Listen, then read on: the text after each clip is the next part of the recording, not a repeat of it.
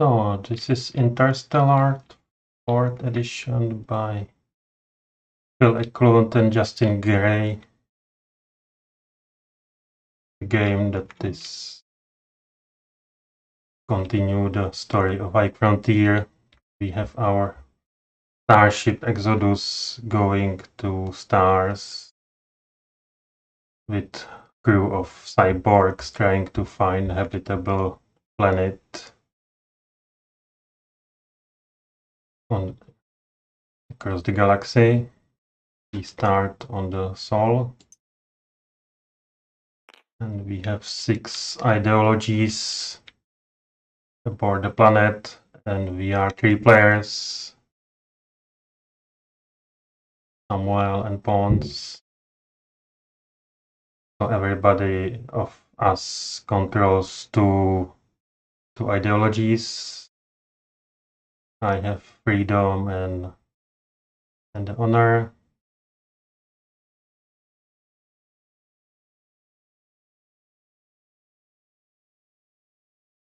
I have equality and authority. And Samuel has individuality and unity.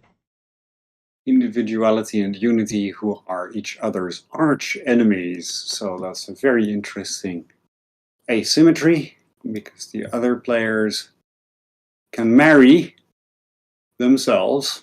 I cannot marry myself.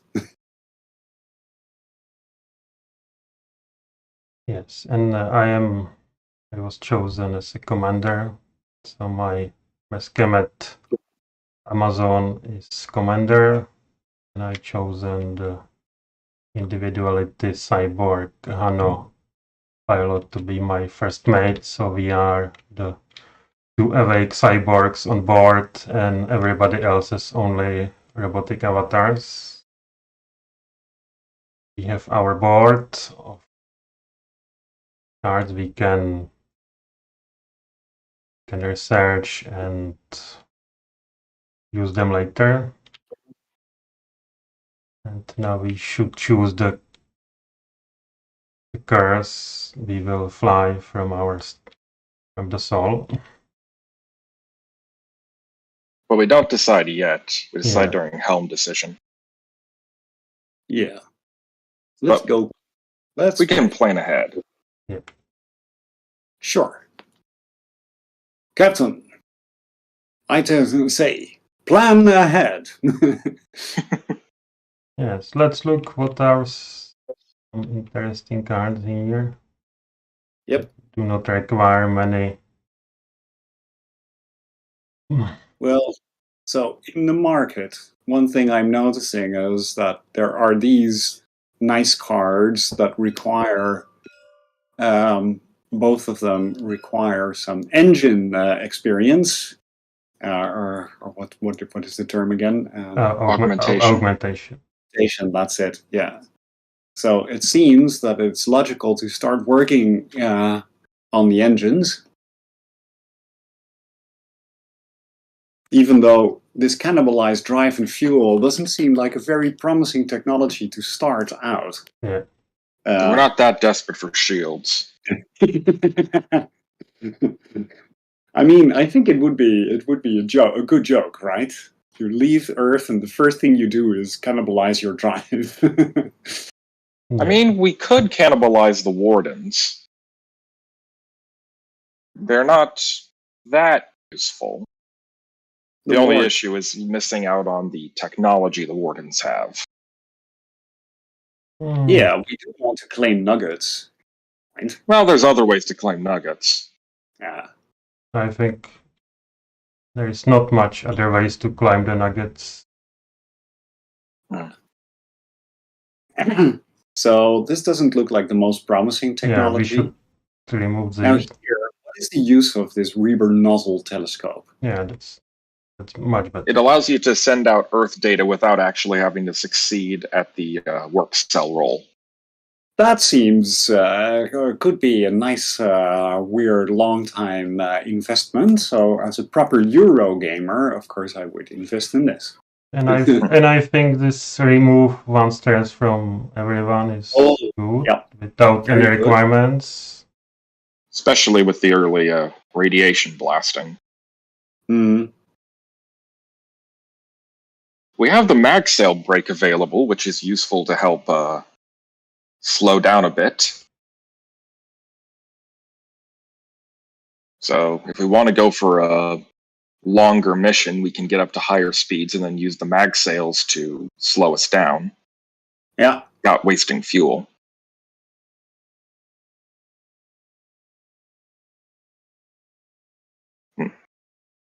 These heliophysics look more like a later decision to get. Yeah, pleasure gardens and courtesan are always nice to have on board. They make for nice journeys, I've noticed in the past. Hermaphroditism is a pretty safe foolhardy experiment to do, considering it doesn't risk a competitive endgame. Which one?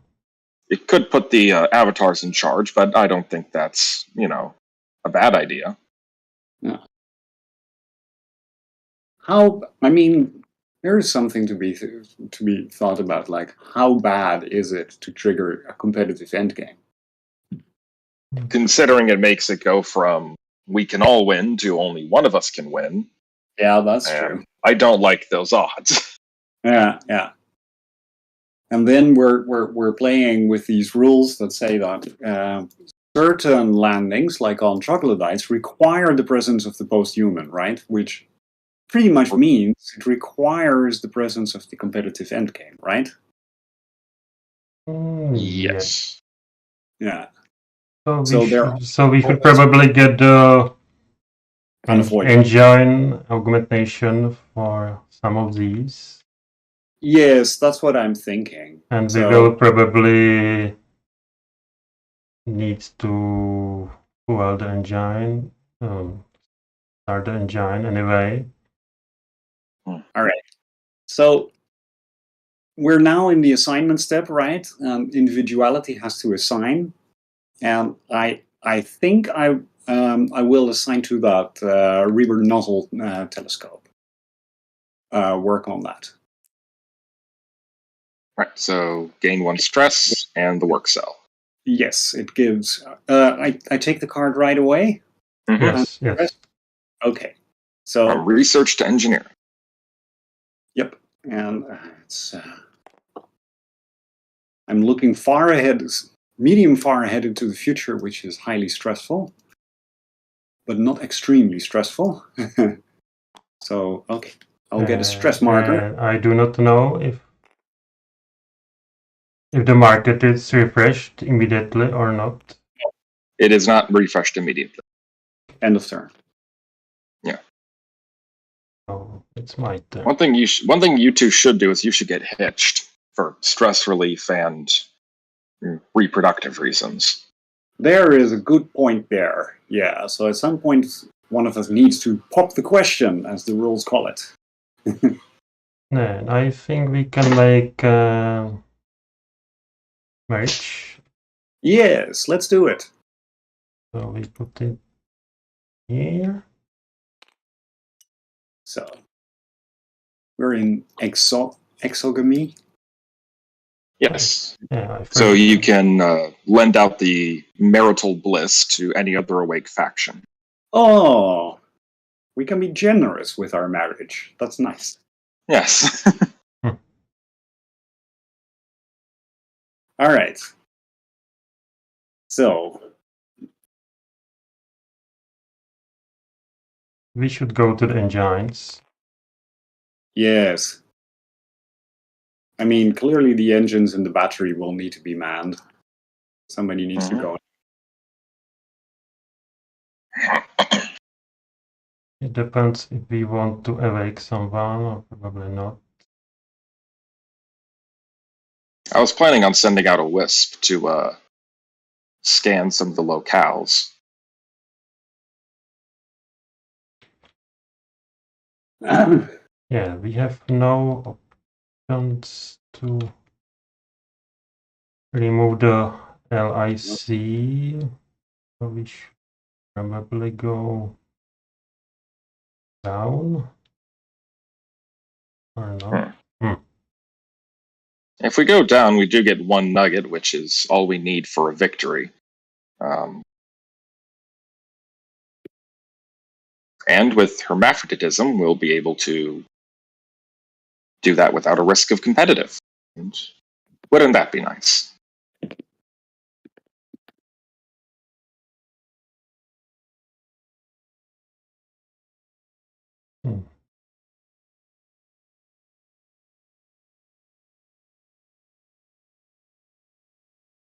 So, what is HonorBot going to do? That's forgot. It's mine. Yeah. So I go to batteries.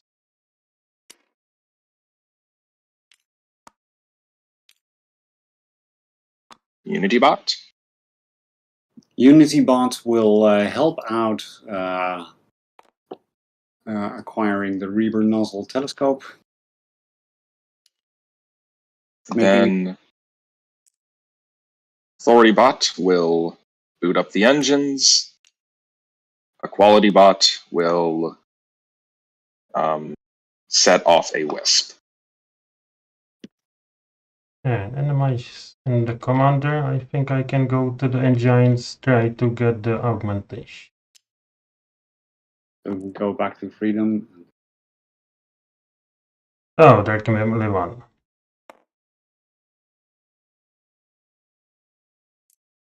So I take the pleasure gardens. Okay.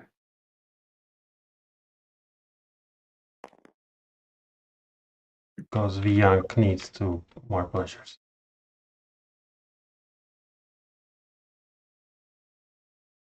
Oh, that's all. No, that's assignment, right?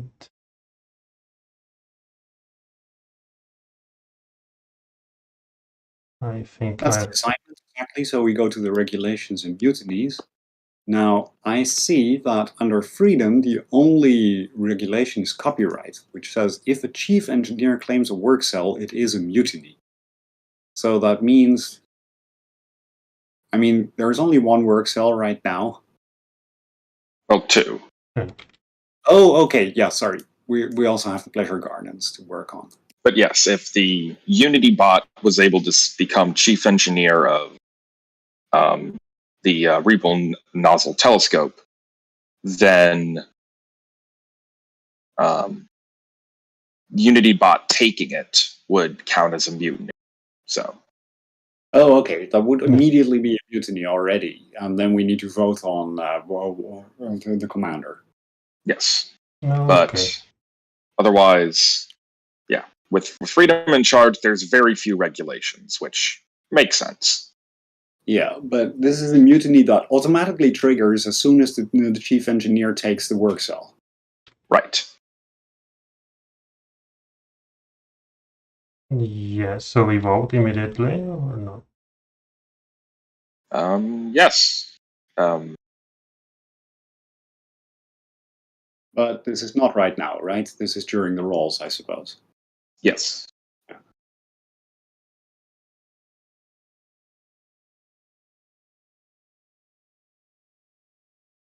I think it's immediately.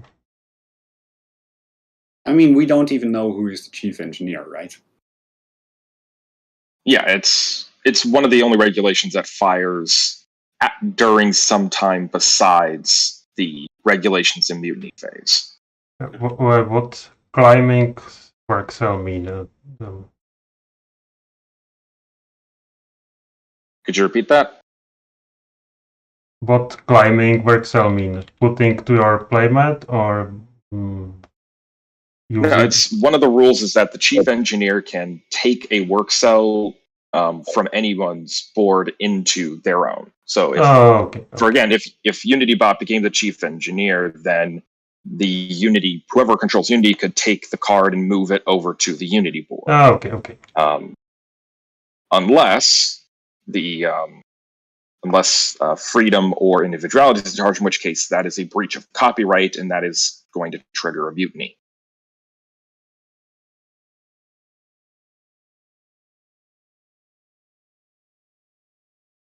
So we roll, and I choose the order, right?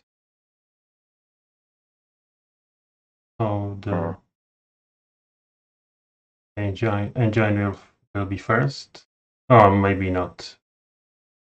Do the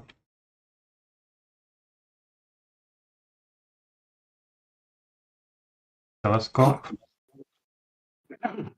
This is already weird, so I could be triggering a mutiny just to grab that agenda or something. So start with your telescope rolling. Yeah. So it doesn't do anything, but it does mean you get a engine augmentation. So. Oh yeah, because the engine is ignited. Well, there we go. So. Oh, you. Yeah, this was on 5. So. Oh, okay. Yeah, you didn't roll it yet. Yeah, it claims the augmentation. No, I did. I rolled 1. Yep. It's Unity. It's Unity rolling the 1, right? So yeah, but that's Avatar. And yeah, and it's if it succeeds, all cyborgs on the card gain an augmentation. Oh, okay. Yeah, that's how. Okay, cool. So that's nice. Unity is the chief engineer. So now I could be I could trigger a mutiny if I wanted to. Yes. Right. Yeah. Trying to get hold of that agenda. But I mean, that's an entirely valid strategy at this point. But yes. It would require the support, I think, of equality and authority. And you and you get 1 stress for doing mutiny. Yeah.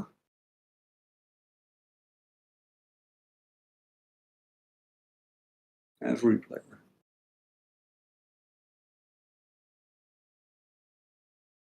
I mean, I might be willing to support such a coup if I could get a cyborg.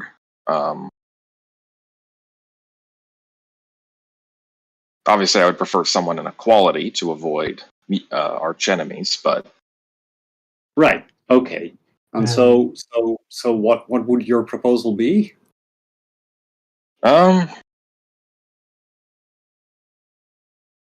I don't imagine Mescanet would be interested in negotiating on this matter, so yeah, exactly.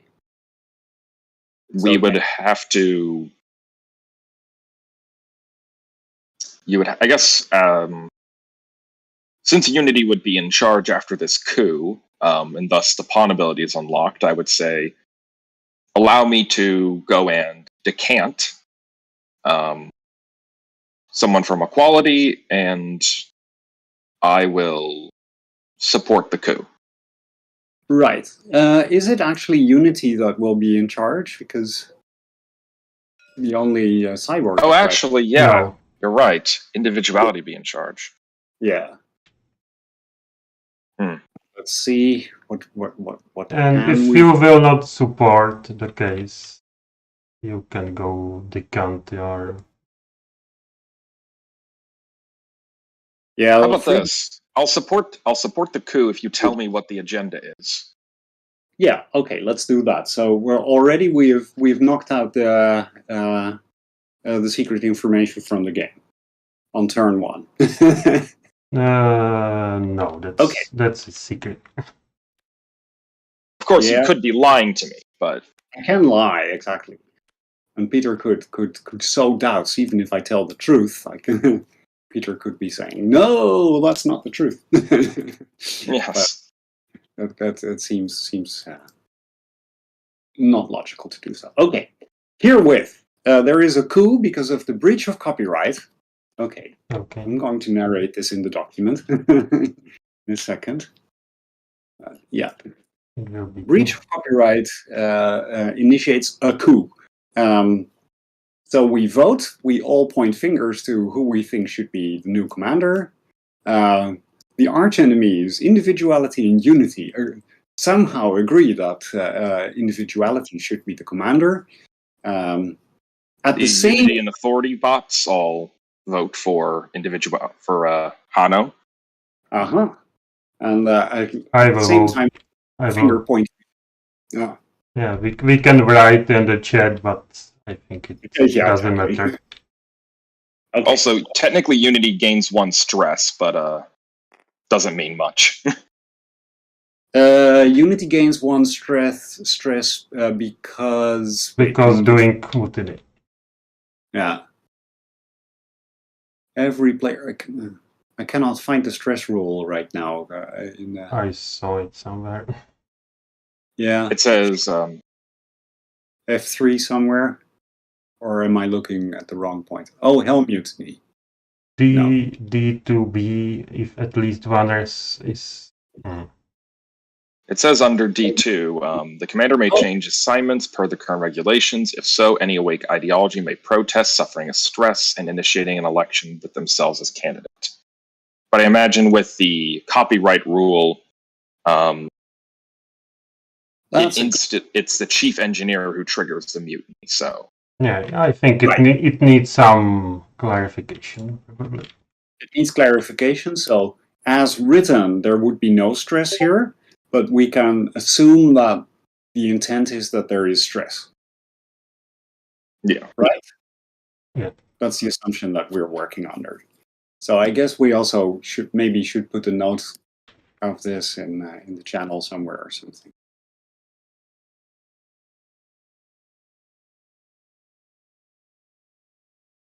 Okay. So this goes into the mutiny hand, the unity hand, no, the individuality hand.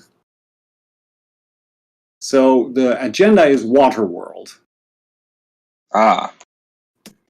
We need a water world. What's the definition of a water world? Good question. It says water world. 3 or 4 hydration. Ooh. That's a lot. Well, that's what our corporate overlords want us to do. I mean, freedom, you can, I guess... I mean, who knows? Signy might turn out to be... so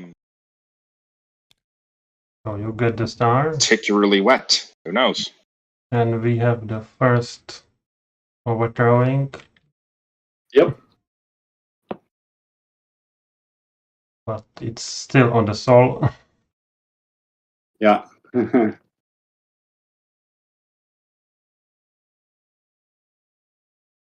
So I think you are commander, so you choose the order now.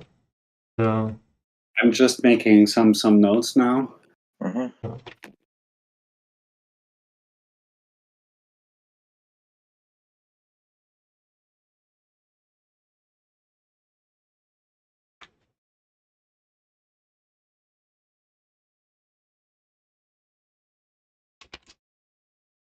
All right. Okay. Yeah, this is a useful action, I think, to do. I mean, I'm not sure within the game, but to test the game, this is good. All right. Okay. What is the decision now? Let's see. Where are we? So that was the cell rolls. Okay, your cell roll, I guess. We're still with copyright, so it's easy to take it away again. So that's 6, and 6 mean failure. So I get one stress. Yes. One stress. That's too bad. No pleasures, so I'm stressed.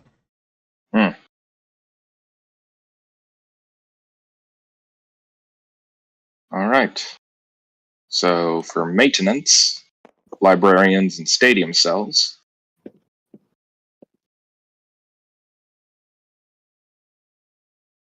This would be Well, Commander, you get to decide what the order the Oh, right. Yeah. result in. I think there is probably an obvious order here, right? So we do the let's do the life support first. Then we do the engine and then the batteries. This is ready. So down to 3. Engines fire. Wet mass goes down to this. Speed goes up to 1. And both of you humans or cyborgs get 1 stress. More stress. Oh. And then the batteries are recharged to full. We do need these pleasure gardens. Yeah, starting to build up. The good news is you have marital bliss, so. Yeah. It's not the All worst. right.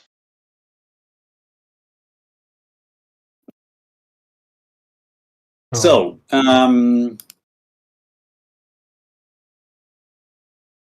what about the Wisp? Oh, right, that only moves there. So we done all maintenance. Yes. So we endgame check, no endgame check. We move the radio Wisp into Starship. So first, I guess the Wisp.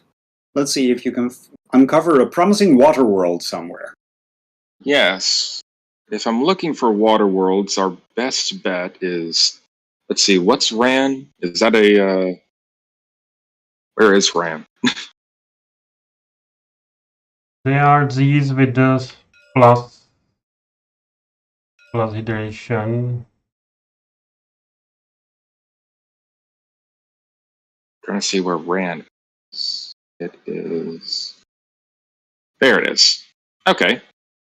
Not perfect, but not awful. But I think Signy is still a better one to get a quick look at. So I'll send the Wisp out to the Sun Lens for 61 Signy, and we get to see what's on there. So the air chit requires 2 goos. And how much water does it have? You can send it here. It says 10 species. No, I'm going to the Sun Lens. Oh, okay. Yeah. It's like a yo-yo. Just send it out and retrieve the info. The other one requires 2 goos. And the water is another 2, but it is the wrong kind of troglodyte. Yeah. So no water worlds. Although this one is habitable if we can get the goo for it. But Signy's not looking promising. Yes, and you get some medallion for exploration.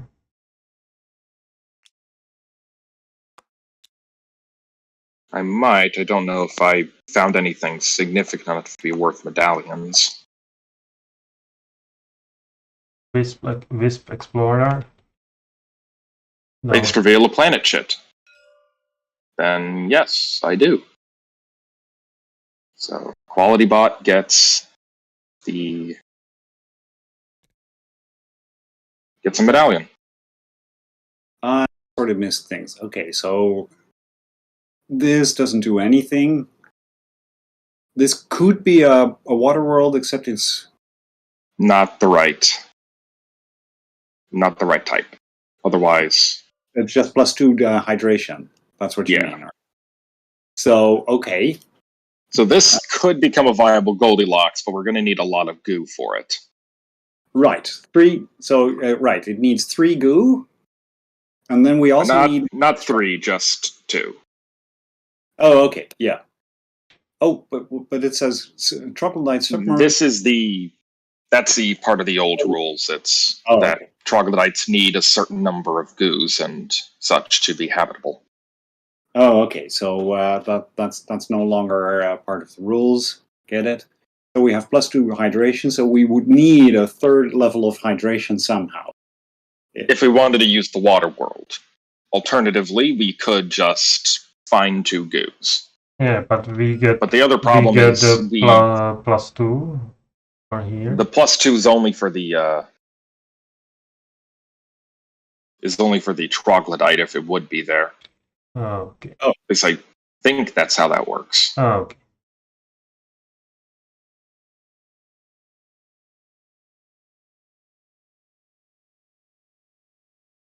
Oh, I see.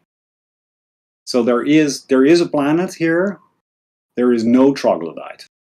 Yes. Right. Right.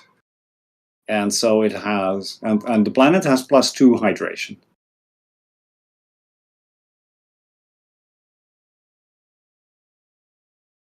That's correct? Yeah, the planet has 2 hydration. Yeah.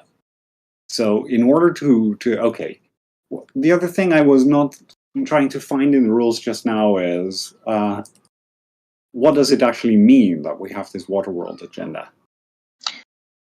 It means that if you research it, and it's a foolhardy experiment, but if you research it and you get I think it's the O result, that means any water world is automatically habitable. Oh, that's it. All right. Yeah. So you do not need any goose in Reagdet. Yes. All planets. Well, it's all planets with 3 or 4 drops of hydration are habitable. That's what it's.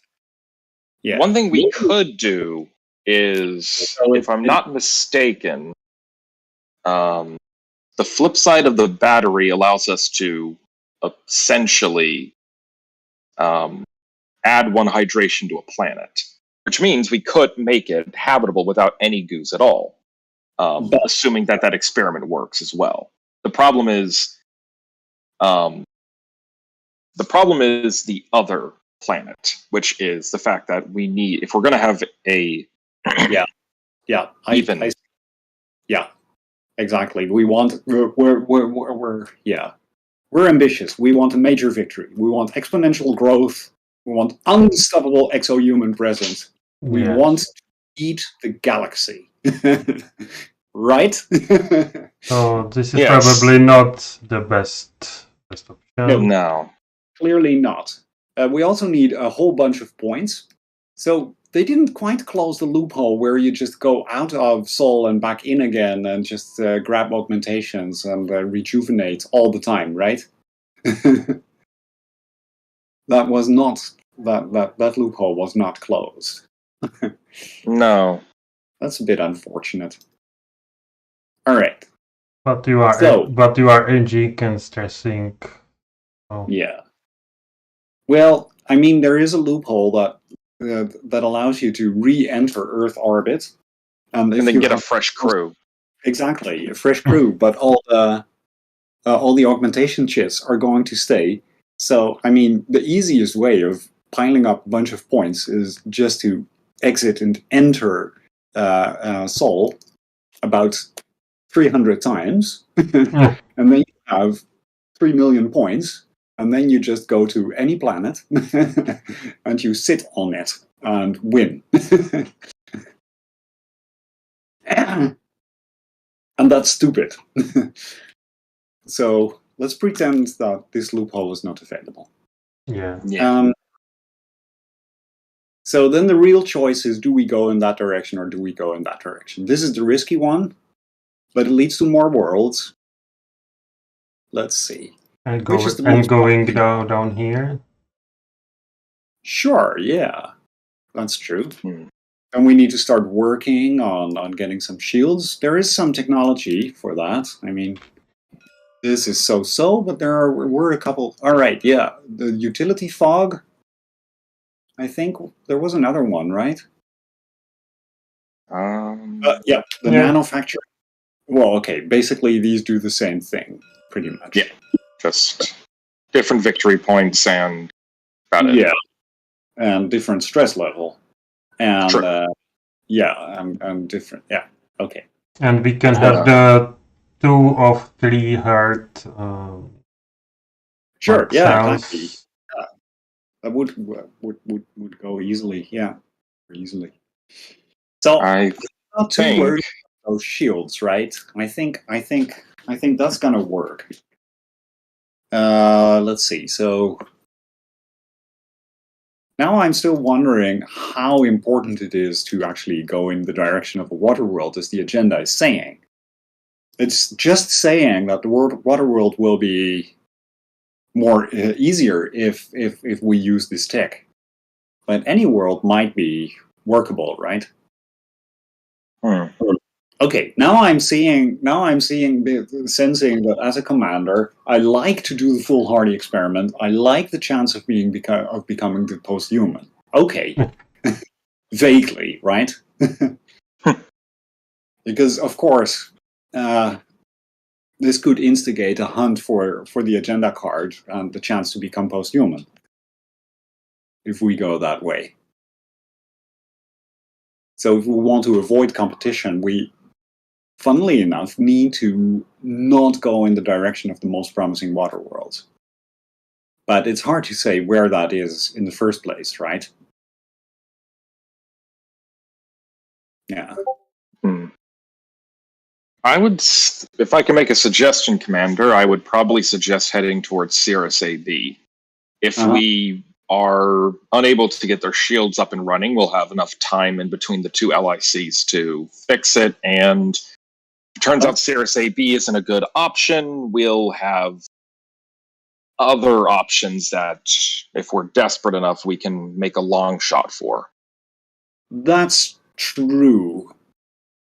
I'm still thinking that, I mean, yeah, this is more risky in terms of LIC, but it's also easier to pivot, I think, isn't it? Because yes, this is a long one. And after that, if you want to pivot, then it's either to Ran or to Procyon or out to Keed. Yeah. Which, I mean, if we get the ship up to speed, that's not too bad. Yeah, it's a lot of stress, though. Let's see. What are the Barnard star? This might not be a bad way to go either. Yes, but that would only work if.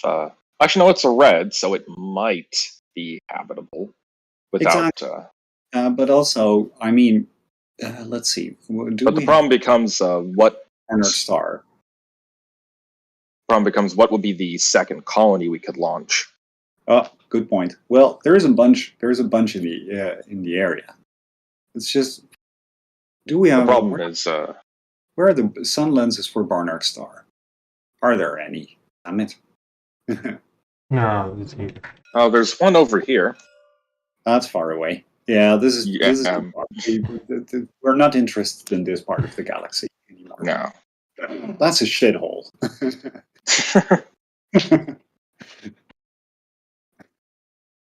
I would probably choose this way. What, run? Well, you would go towards Barnard Star. Yeah. I kind of have that feeling too. Yeah, and it does give us a little bit more time to work on getting a shield up. Yeah. I don't like going around where there's so many opportunities for a post-human to claim a colony, but yeah, okay, I see the point. Yeah. And I think we can send wisps somewhere in the middle to check the Barnard star. Exactly, that's another thing. Yeah. And see if we go here or to the Barnard. Okay, let's go to Barnard star. So that's 2 pips of movement. No, just 1. Oh, right, yeah. 1 pip of movement, so we're at the sun lens. Do we do sunlit stuff now? I think if only Wisp do it. Only the Wisp, right? Yeah. Okay, I'm going to compile some minutes for this meeting. Yeah.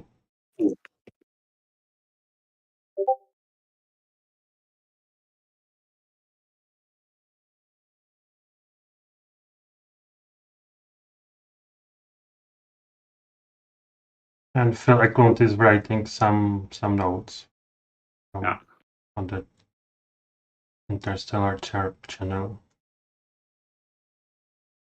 If there is no match for that planet, if there is not much of the planet on the cheat, there are no planets. Neither Troglodyte or Goldilocks. So there is no planet here on Cygni.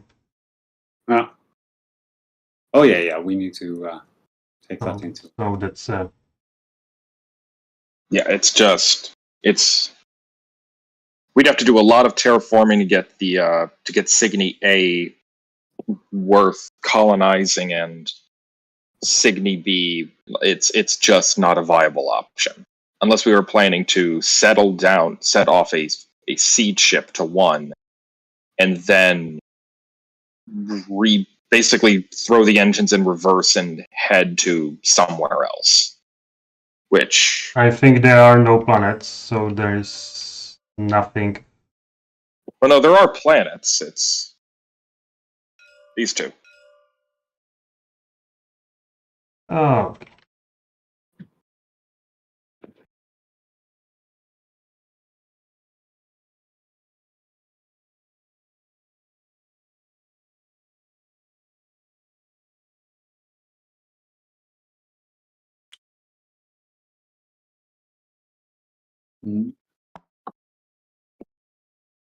I am a bit confused from that.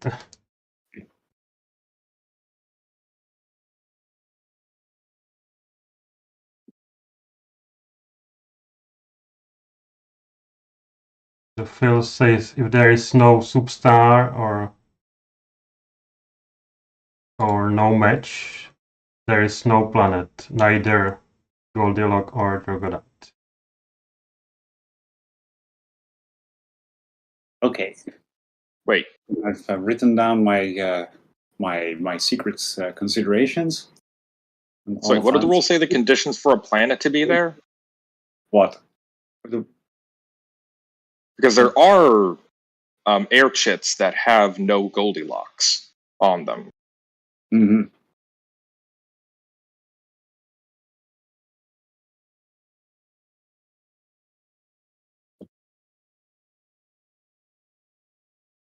I am looking how it's written in the rules. Pardon me, someone's knocking at my door.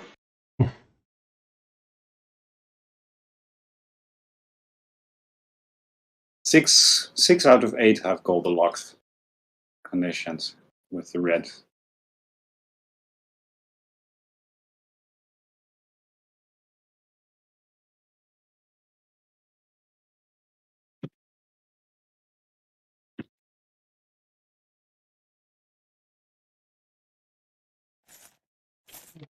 Must have been a neighbor's door.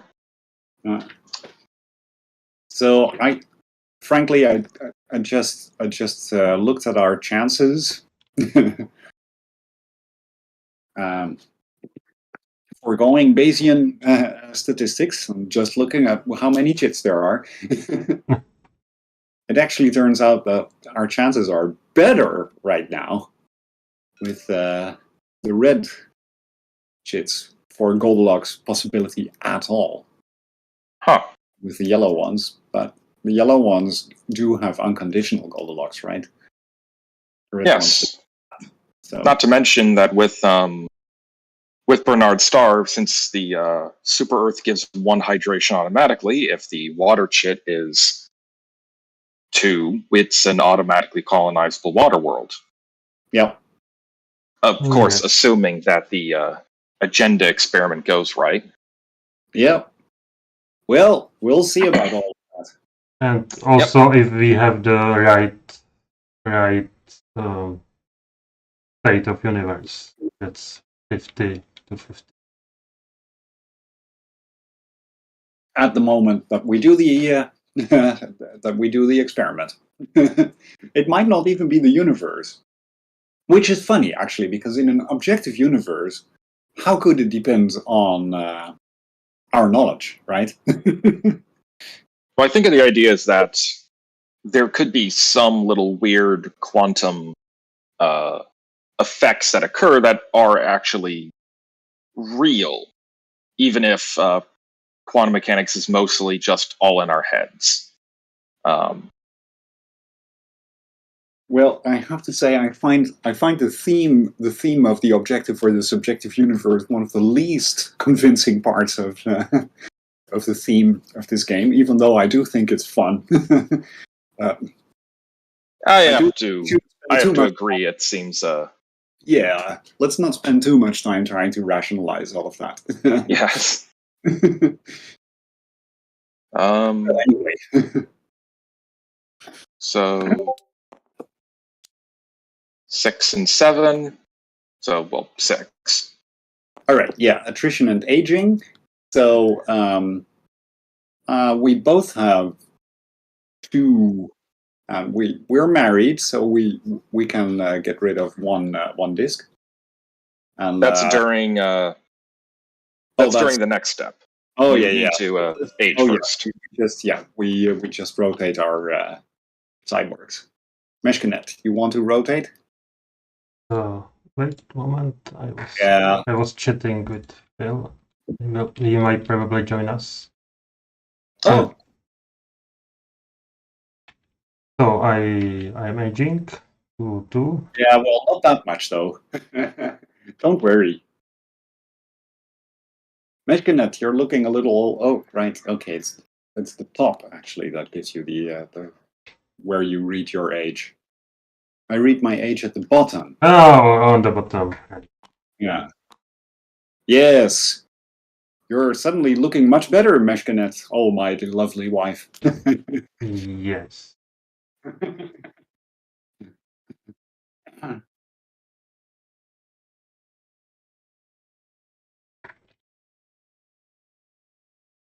You're a midwife. You should probably get a child. Yeah, I know. It's my goal next 2000 year. Okay. And then now we go to refresh. And okay, so the workers return to the trapezoid.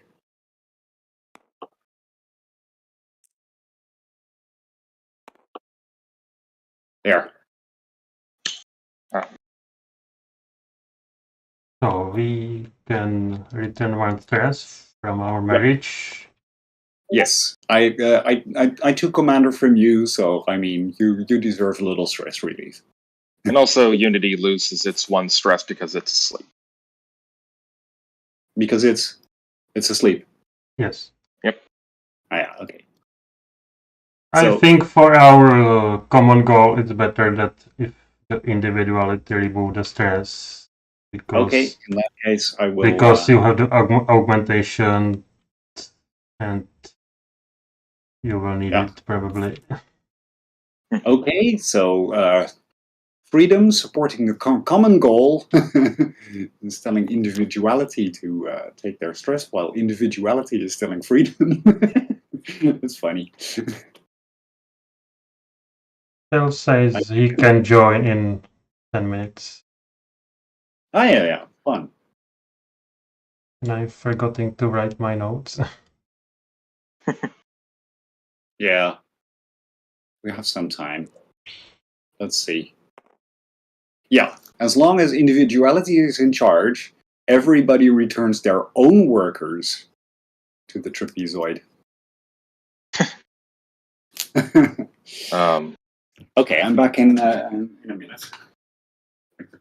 I'm still a bit confused by Phil's comment about the substar planet. No, he made some more notes. I do not know if you read it or not. Where did he make the notes? In the Interstellar channel. Yeah, I see the comment he made, but is that a new rule, or is that just I've been misreading the rules for a while now?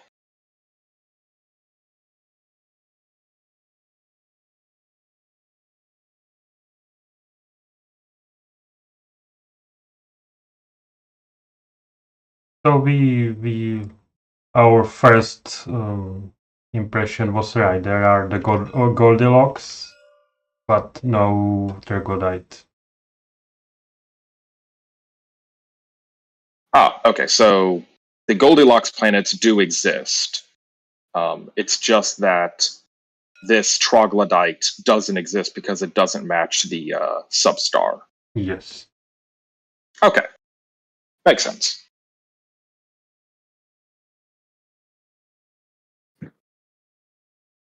All right, I'm back. Welcome back.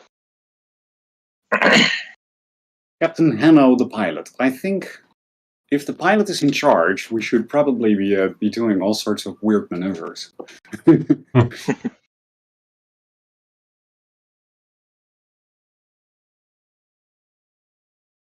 So I think we're going to rev up that engine again, for sure.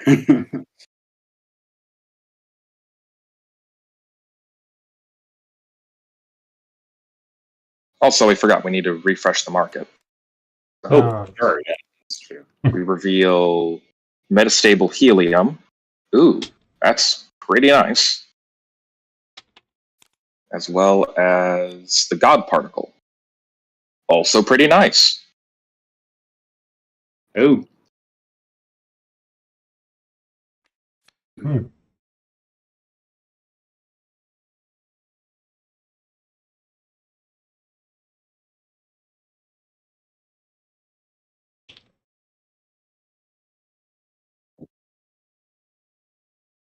So I think the Hanno should go for the nano shield and manufacturing shield. Yes, probably yes. Mm-hmm. That makes a lot of sense. So let's. I go for pregnancy.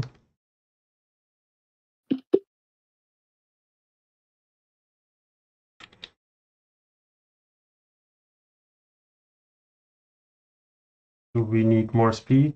Probably. Yes. Well, first things first, Hanno needs to assign. Hanno will assign. Hanno will indeed assign to nanofactoring. Okay. Meshkinet. Sent over to. Oh, yeah. Yeah, I go. Where is my? I put I put my cube in myself. See what will emerge. Yes.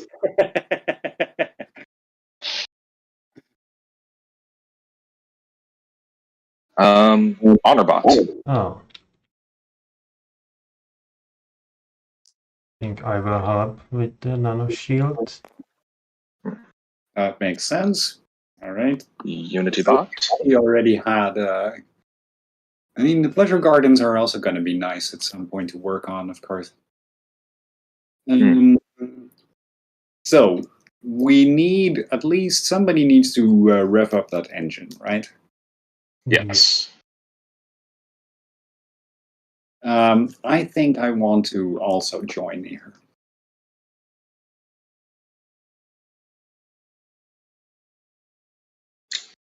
I see. Okay. I mean, we can also do it next turn. Okay. Well, time to make a bit of a reference to the rule books. I'm going to pull a bit of a Rumpelstiltskin deal. Okay. I want the if the child is born, I want it to be in the equality faction. if my demands are not met, I will not be lighting up the engine. And in fact, I will instead be decanting and not charging the batteries. For my part, I think this sounds entirely reasonable. What do you think, Meshkanet? For me too. All right. Recharging the batteries, lighting up the engines. Rumpelstiltskin. I like it. Yeah. Okay. Let's make quick notes. Yep.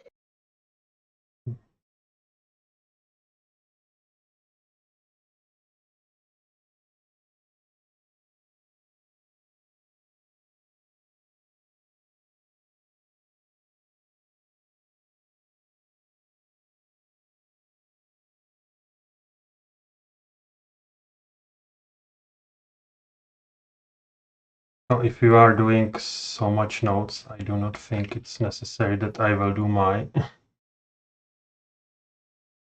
I'm currently only making notes based on my own strategic decisions and such. Okay. Sure. Yeah.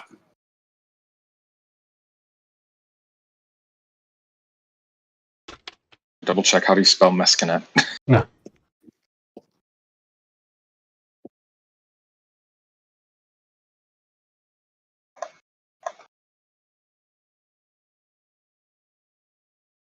Surprisingly phonetic.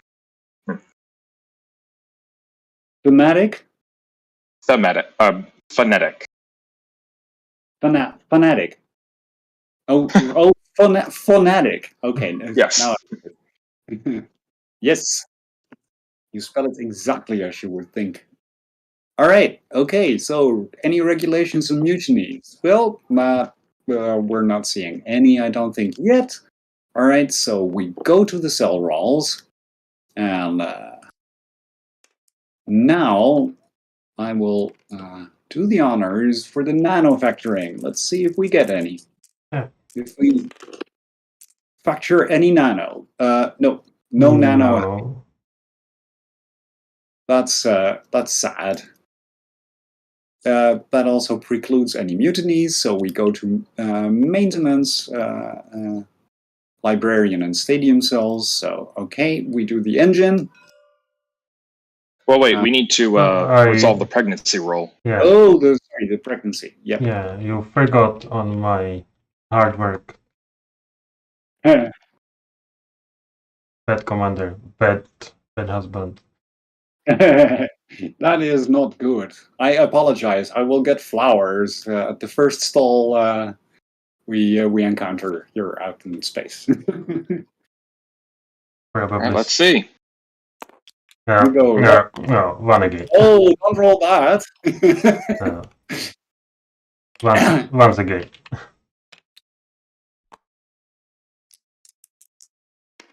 Nothing. Reroll. You can re-roll, right? Yeah, because we have marriage, right? Yes. Yeah. No. Nope. Oh, that's concerning. That is a bit of a problem now. And I agreed to the janitorial work for nothing. Yeah, well, we might have a possibility next turn again. Although, yep, chances are getting low, but I mean, not zero. Let's see.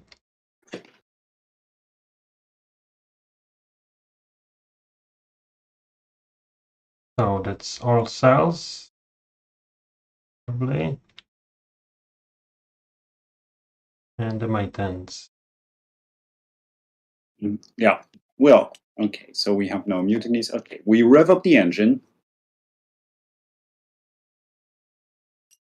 We find this, we find this super stressful. So we get the stress. For some reason.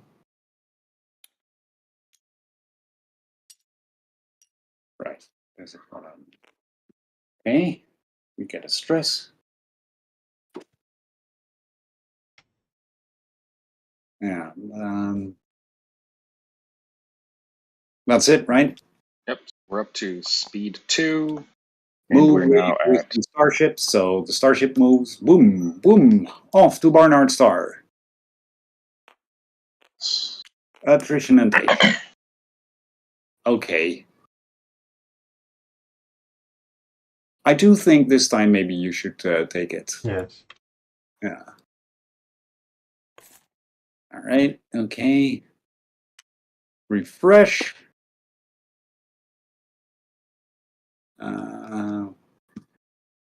Still in individuality, so everybody removes their own dice.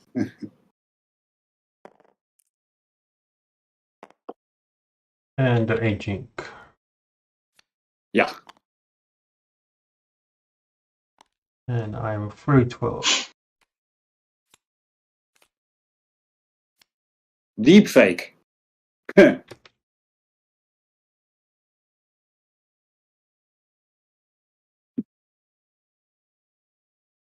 Oh.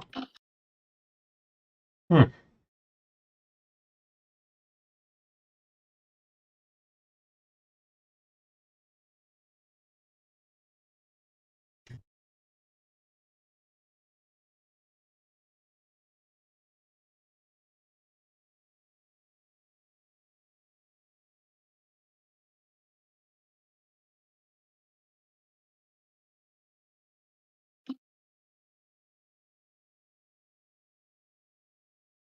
This one is nice.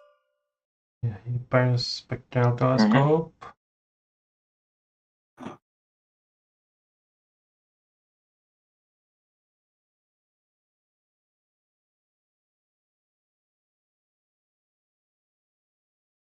So we probably keep our speed. No, Yes, no I changing. think so. I think this is probably a good speed to be at. Maybe you as an individuality commander, you can take the hyperspace telescope and put it to someone else. Well, we're going to run into an LIC this turn, so we should probably make manufacturing the top priority. I think so, yeah. That's my feeling as well. Yes. Otherwise, we lose the Wardens, right? Yeah, and that would be a bit unfortunate. Slightly. All right, let's go. Manufacture. Now, should I take children or not? Well, the odds are. Let's see. It's 2/3 minus 1/9. So it's a bit over 50-50. Yes, it's 55.555. I will try it. Yeah. I imagine this deal still holds. Otherwise, I will sabotage. Yes. Okay. Then I go to the manufacturing.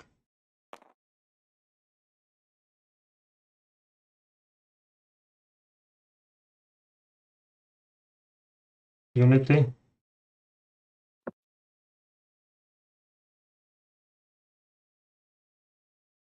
Okay. Unity is going to do the work. You want to come in, Equality Authority? Second, making notes. Yeah, me too. So wait a moment. All right.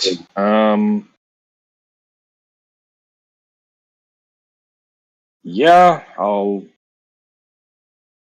I will dedicate my forces to help. Excellent. All right. Well, everything now depends on this. Regulations and mutinies.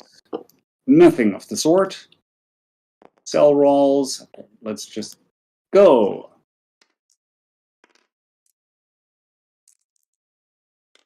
And E. Well, shitty. Did we not get it? Nope. I rolled 2. Oh, that's not good. Well, at least nobody died. No. I mean, yeah, I could have died. That's true. That means risky, this one, right? That if you roll 6, you die. Yeah, for cyborgs. Avatars can get repaired. So I roll We're disposable. Yeah. So I roll my pregnancy. Oh, no. Well, that's annoying. Oh, we get it. Very good. All right. Well, I did leave it open if you wanted it to be Pachamama or Shay, so... The communist or the ecologist? That's a nice Yes. choice. I think the red faction can burn the communist. Automatically. I mean, we're risking running out of fertile Amazon, so... Oh, probably. Trust me, I would prefer to have the communists selfishly, because I can just start stealing people's work cells, but in the interest of the mission, we need somebody who can, have kids. And my Pachamama wisdoms, Mescanet wisdom can make pregnancy automatically. Guaranteed, as long as you're alive. Yeah. That's all right. Because I invent the menopause in the Biosurgery. Yes. So I think we still need to work on manufacturing, because otherwise we will lose the life support. Yes. All right. Okay.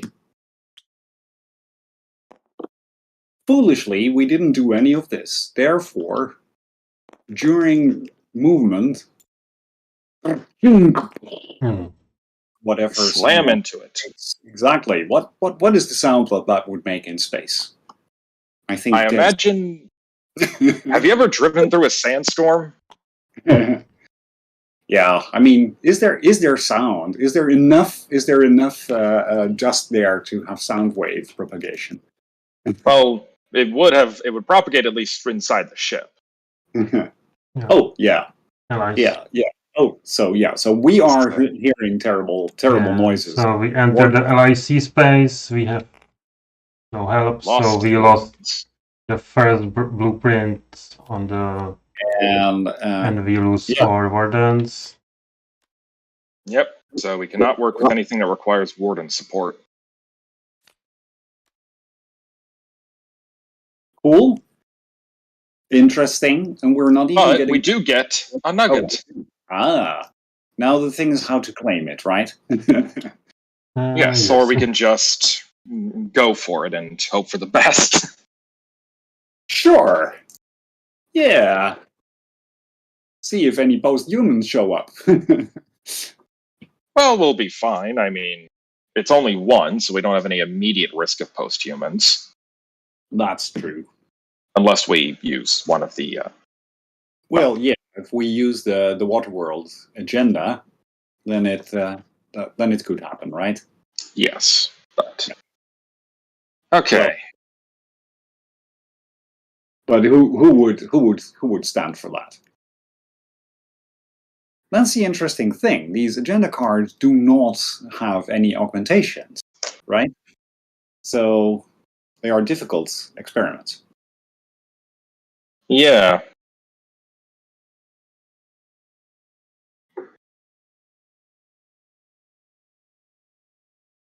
Now remind me, what is the icon? This nuclear, this atomic thing icon? It's sensitive, so certain risks on the plasma risk table will destroy them. The neutrons are all here. Oh, that's it. That makes sense. All right. Well, we're doing well. Okay. Let's attrition and age. I age. I'm 40. 54. But you do have a beautiful daughter. The two of us together. So I think you should remove the stress.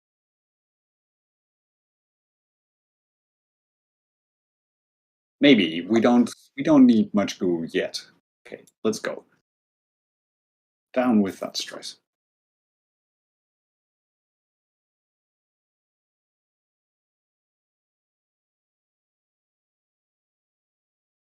And that's probably R for this year.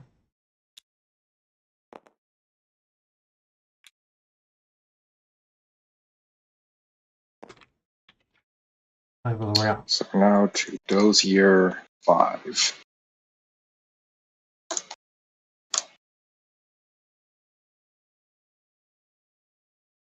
So, yes. Dozier 5, I count 4. I think it's 4. Yeah, 4. Yeah. So, give me a few minutes to write notes. Yeah. Oh, yeah, we need to...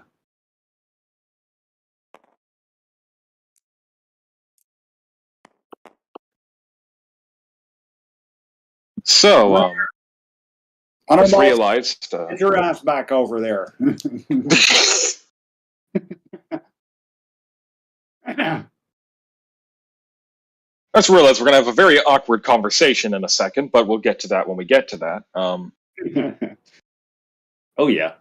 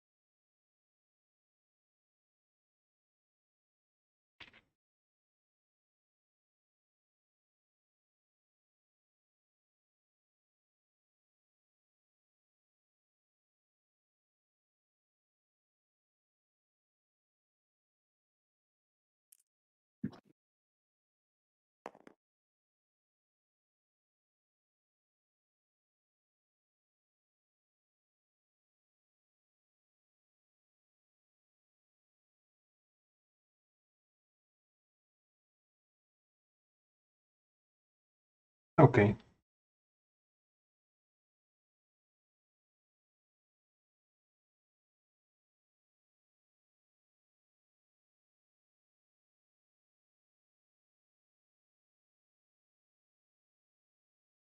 We can continue.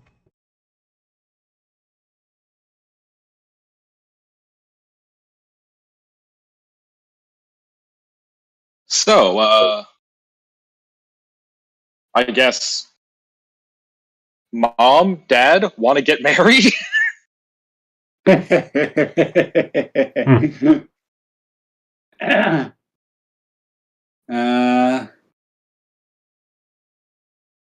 Let's see. Because we're in polygamy, right? Yep. Yes. Okay. So, yeah, I'll pop the question. I accept. Okay. We have a weird situation now. Yes. But it was always going to be this way anyway. We have cosmic threesome. Highly incestuous. Well, what can you do? Yeah, it's not like there's not a whole lot of options, to be frank. No, that's... We quite literally, we have a kind of post-Eden situation. So I choose one. No. Yeah. So, again, some nanofactoring would be useful, of course, but if you go there, you risk death.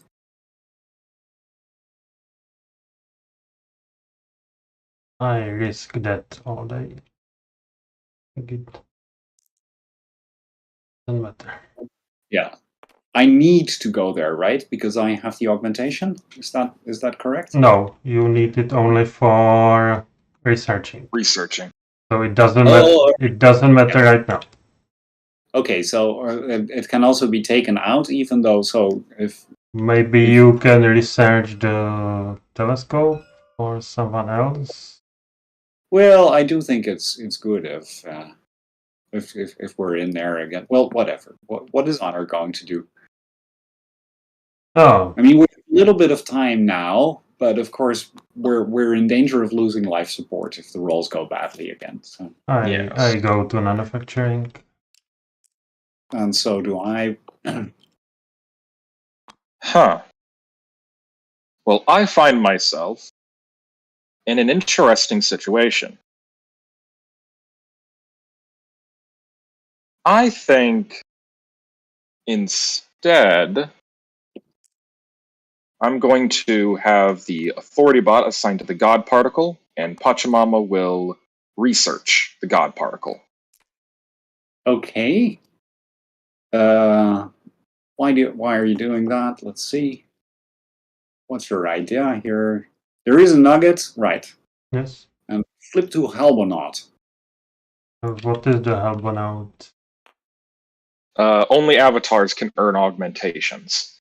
Oh, right. Yeah. And, So if that is and where is that? It's a machine learning, or? Yes, that's the flip to machine learning. Right. Yeah. So only machines can learn instead of people. Yeah, but I think it's out. It's not the term that is used in the words in the rules. Yeah. There's It's very interesting because so what you're doing here is the slightly it's not more risking, but not more risky, but it would. All right, what is the difference? For what is the difference is one, if I succeed at this, I earn a medallion, and I will get an augmentation. Right. Either way, I'll get an augmentation. But if it's objective, then I set up a shield, which means I'll get a medallion from that for when it erodes. And two, if it goes Halbonaut, then I can let all my cyborgs stay safe in the jars while my lovely little bots go out and earn a bunch of augmentations. Yes. Well, that will be the same advantage for all of us, I guess. True, but you guys started with cyborgs, so. I mean, I might join you in that God particle. That's true. Yeah. I mean, it's just about the same sort of situation. All right, let's do the rolls. Okay, now I could say, oh, I don't want you to grab those points, and I need to reassign you, and then there could be a mutiny, right? Well, you can't actually. Yeah, no? You could that for Pachamama, because there is a slight chance she'll cause a goo outbreak. But yeah, I mean, a goo outbreak isn't the worst thing. We might need it to make a place habitable, and if we domesticate it, it's worth points. Yeah, so. Exactly. So okay, I'm not going to do anything that causes mutinies. So not right now. So okay, let's make quick notes. Yeah, I will write tools.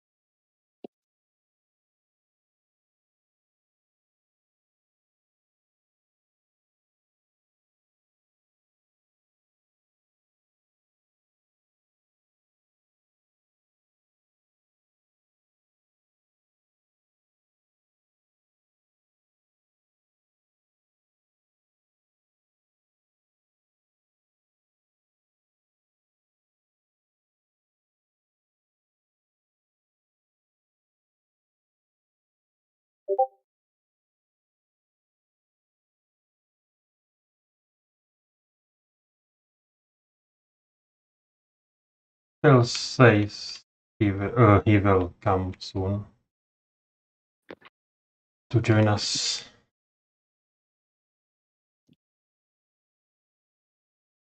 All right.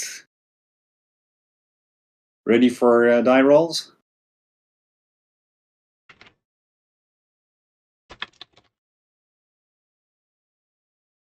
Almost.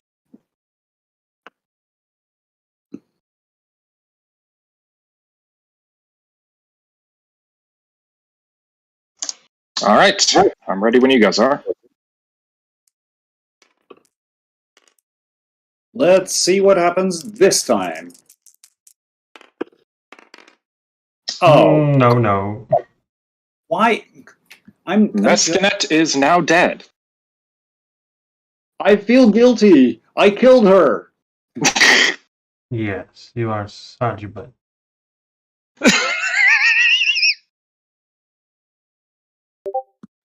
So, let's see. Wait a second. So, what is nanofacturing again? What is it? Flavor? Is it atom by atom reassembling of everything? Piece of clothes. Oh, so I guess Mescanet fell into the atomic recombolizer, and oh dear. Yes. So now, I go to. I don't know. To the Soylent Green pile. Yeah, exactly. Yeah, such a nice name for this kind of pile. Well, yeah, there's only so much viable biomass on the ship, so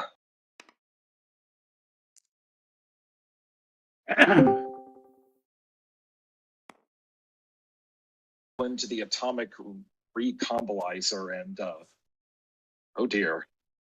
Yes. Hello, Phil. Hello. Hello, Phil. Oh.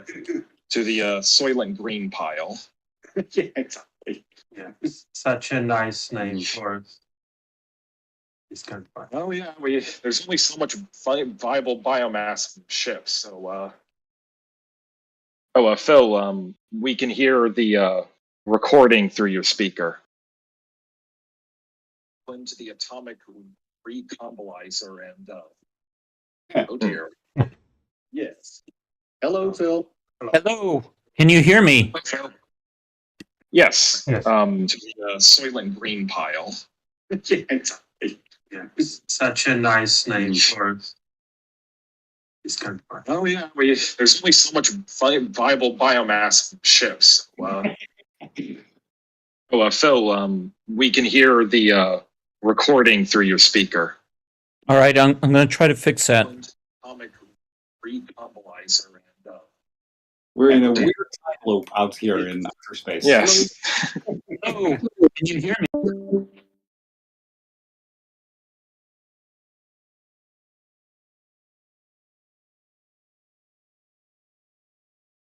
So I will write notes instead. Yes.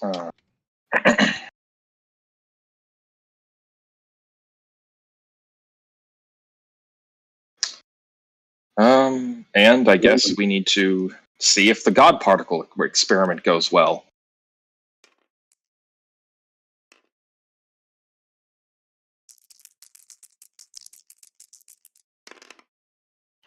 Well, nobody died, but it didn't succeed either. No. Well, we'll have another turn of die rolls before we lose life support. And finding the god is not so. All right, I'm back in a minute again.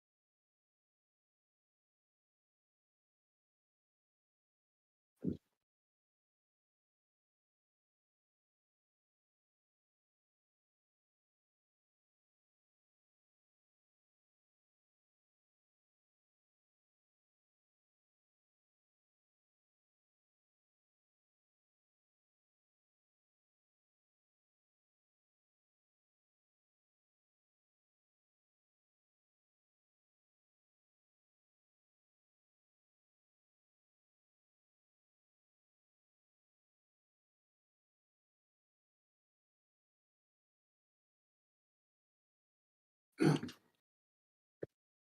right, I'm back. Mhm.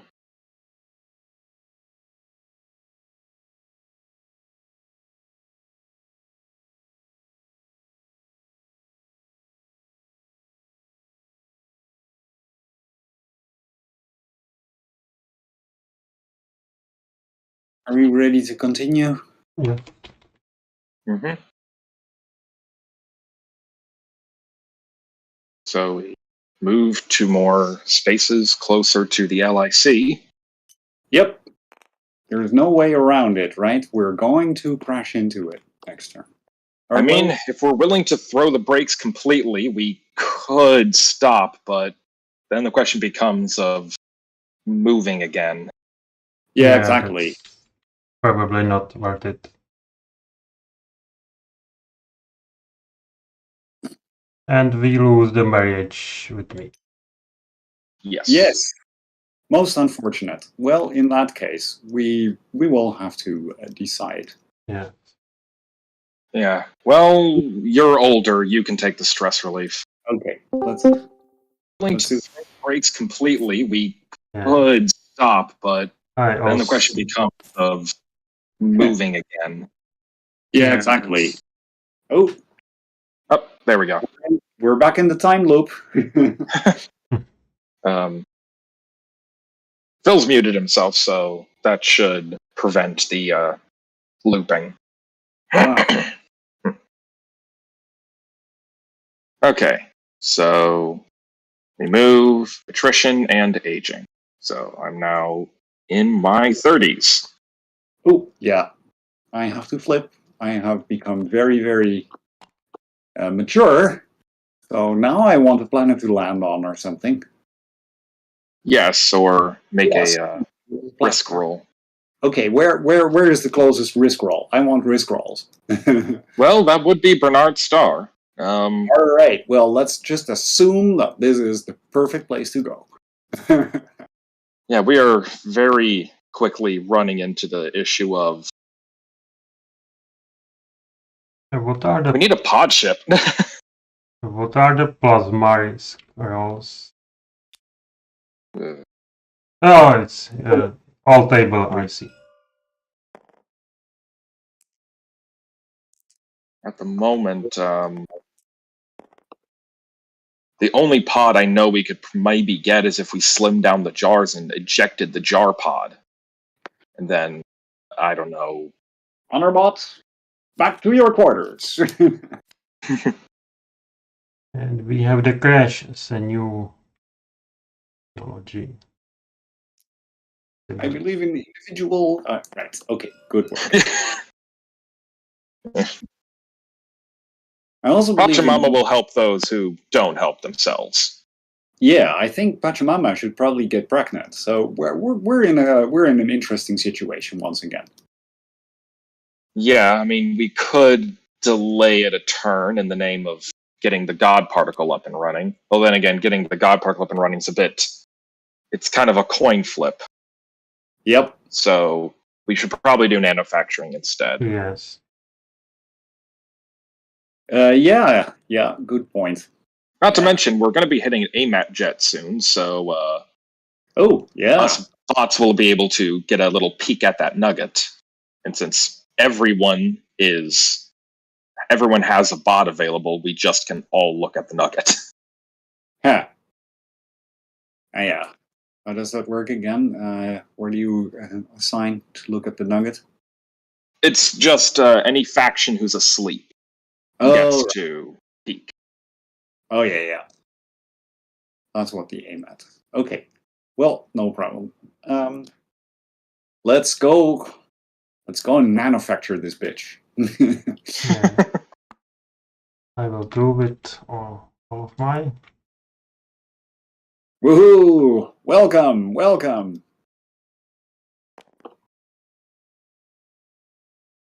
We fail this, well, we'll have another nugget. Yep. So the Unity. Oh, yeah. Enthusiastically manufacturing. Yeah, and we'll have other opportunities to have kids. So, Honor Authority Bot's definitely going to the Nanofactory. Yeah. Pachamama. Yeah, this is this is too important. We have to make sure we don't lose LIC, otherwise, or we don't lose the life support. Thing is, you could die though. Yeah, but there's other considerations. All right. I mean, if we lose life support, a lot of bad things happen at once. So that's true. Yes. Yeah. We won't have the... Yeah, okay. Fair enough. Well, this is the roll of rolls, I guess.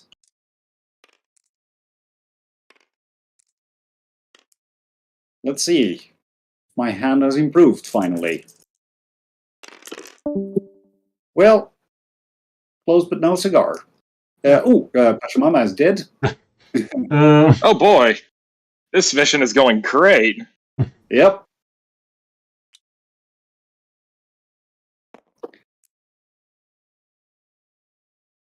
Well, this is the worst mission I've seen in this game so far. Yeah.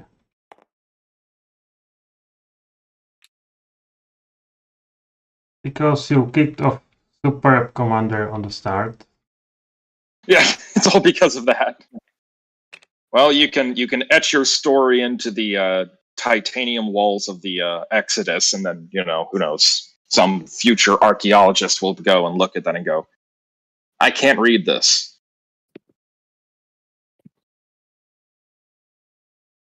Anyway.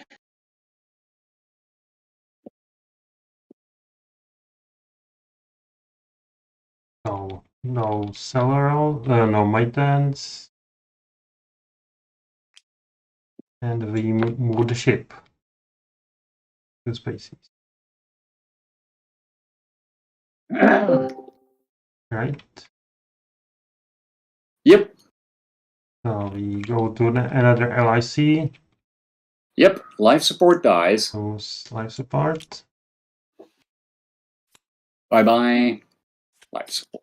Which also means, I guess, do we lose these two? I think so, huh? Yes, I think so. Hello, can you hear me now? Yes. Yeah, perfectly. All right, but is there an echo? No. No. All right. Sorry about that. I wanted to mention that a recent rule was that if you lose the life support, all the awake cyborgs die off except for the commander. Oh, well. Well, that's convenient because Pachamama is the only other awake cyborg, and she got atomized in the Nanofactory. Yeah. Hanno has a habit of killing his wives. Including his wife-daughter. Yes. His guys, check your horoscope? Yeah, I think Mercury's in retrograde. This is an interesting one. What is the horoscope when you're in outer space? What do you even look at? I guess you could look to see if the sun's in Andromeda or something like that. Yeah. I imagine if humanity ever does become interstellar, that we'll figure it out. I imagine astrology will survive and for quite a while. It's survived for quite a while. It's probably going to be even more exciting and interesting and weird. I will say, as a brief aside, I was recently out in Montana on vacation. I got to do some stargazing with little to no light pollution, and I can definitely feel the compulsion to draw lines in the sky. Oh, yeah. Because once the light pollution dies out, you can actually see all the dimmer stars in between the really bright ones, and it just looks like there's these filaments connecting it all. Oh, yeah. But in any case, yeah, Mercury's in retrograde, so everyone's dead. So we lose our both work cells, right? Yep. Yeah, this is the worst mission I've ever seen in this game so far. Yeah, this is a bad one. All of our work cells. All of the life support work cells. Yes, which happen to be all of the work cells. Well, except the Reber nozzle telescope. Well, at least we don't have any LIC in the foreseeable future. We have a second nugget, so there's that. And I think we forgot that we could make foam metal from that life support in last turn. I mean, nope. We could have. If we're even going to get to 60. Well, no, it's augmentations, not. Oh, it's augmentation, not the work cells, right? Yeah. What? So can I ask what where it went wrong, and is it recoverable? Very simple. We failed all the rolls that would give us shields against the LICs. I mean, it's just spectacular bad luck. Yeah. At this point, the only way any of us can win, conceivably, is if we switch to a competitive victory and just get to some place that's habitable. Yeah. I don't like that idea, but I'd rather someone win than no one win. Yeah. And which star are you headed towards? Barnard's. Or Yeah, Signy was basically kaput because there was no way we could there was no way we could set up two colonies. So we decided, Barnard's star seems possible. Maybe we could get maybe it's a water world, and that's what the agenda is. Yeah. We figured out the agenda, all of us, in turn one. Yes, because Unitybot triggered a copyright breach on the Reber nozzle telescope, which caused a mutiny, letting Hanno become the new commander, and Equality and Unity were willing to vote for Hanno in exchange for information on what the agenda was. I see. Okay. So how many are... You still got everyone in the jars, right? I mean, you can still pull a victory out of this, yes? Yes. Yes. It's not impossible. Right. Also, aren't all our life support spaces busted now? Yes, those things are busted. So, just put out the busted discs.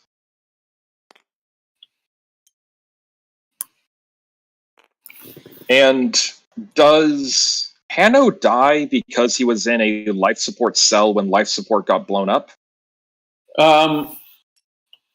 Let's see. I believe I'll check that. I think the rules say that if it's something sudden, a plasma risk roll or something else like that, he does. But if it's something like jettisoning or something like that, then he just gets displaced to another spot. Yeah. That makes sense. He probably has time to look ahead and go, oh, yeah, this is all going to be dead. That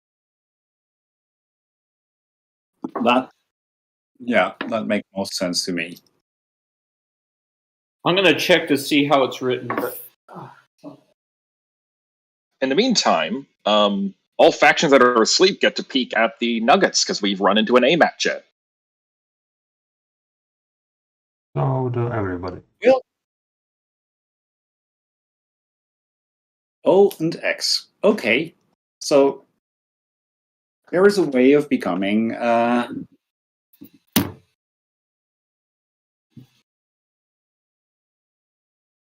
okay. How do you do the peak? Alt shift. Alt shift. Yeah. That's it. Yep, you got it. Yep, I can confirm it is O and X. So with a foolhardy experiment, somebody could become the posthuman. I would say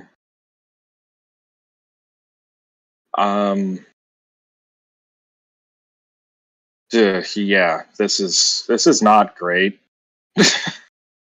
No. Well, okay. Oh, this is interesting. I think I will introduce the water world. So let's see. Agenda, research. Research an agenda in his hand during the assignment phase, which places it into a slot. Well, you need to age first. Yeah. Yeah. Oh, that's true. It should be age 6 now. Yes, and then refresh. Nothing to refresh because now I things start. have very rapidly gone kaput. Yeah. And everybody back to their trapezoids.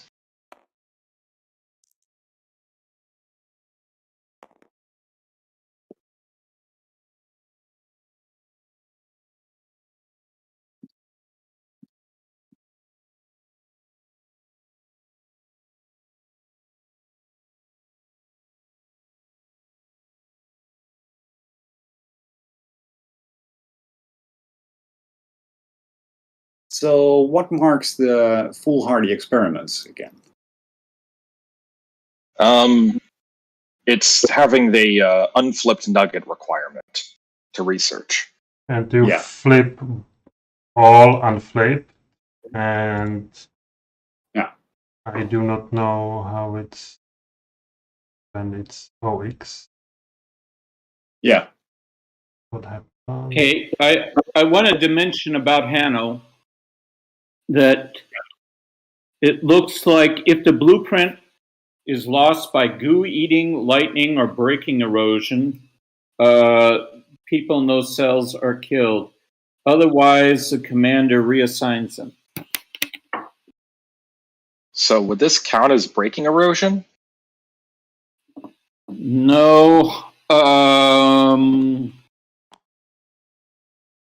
This is just normal erosion.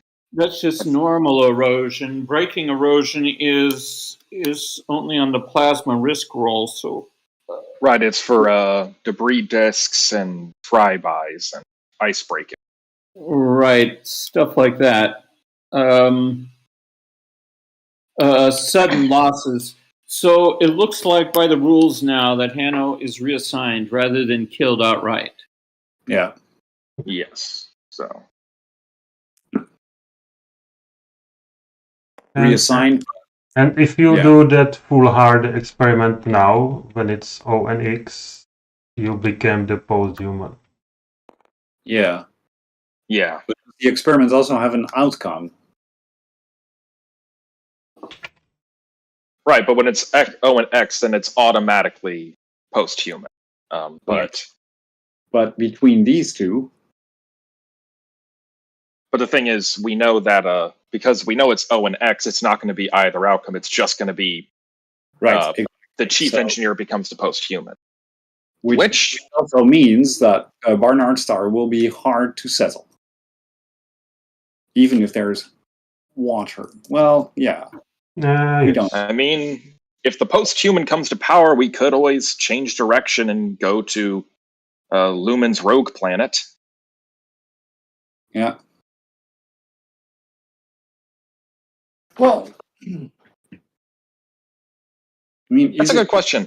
If the posthuman arrives at a Goldilocks or a troglodyte without an Amazon, do they still win? Yes. The rules, I think I went through and said that you've got to make landfall with either a Amazon or a posthuman or both. Ah, makes sense. All right. Yep. Okay. Well, I guess posthumans are kind of the sign of a kind of post-singularity tech, and at that point, it's just, well, I think there was a joke that singularity means we don't know what happens after this. So, yeah. Okay. Well, Hanno. We're now divorced. So we have the big choices. Do I want to try and become the posthuman? Then I should assign to any cell, I guess. Yeah, you could go for the. I mean, I could assign to any cell, right? So I could assign to honor, to unity, or. I guess if I could, you could use your own card, but that doesn't give augmentations. If you were really trying to go for the best bet, researching hermaphroditism would be the better option, because if you succeed, you get augmentations and also send off a radio signal. So. Oh, that's true. I realize I'm probably helping my enemy in this case, but I want somebody to win. Yeah. This is the right, and the other one is the cosm. Right, but the problem with that one is it could kill you. So. Yes. Also, it doesn't do anything interesting. Yeah, it's purely selfish. Yeah.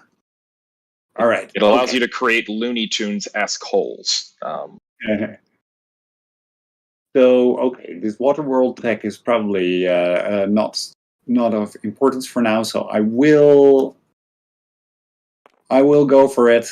I will assign, I guess, to Unity. There. Freedom Bot. What do you think of these Enos plans of the commander?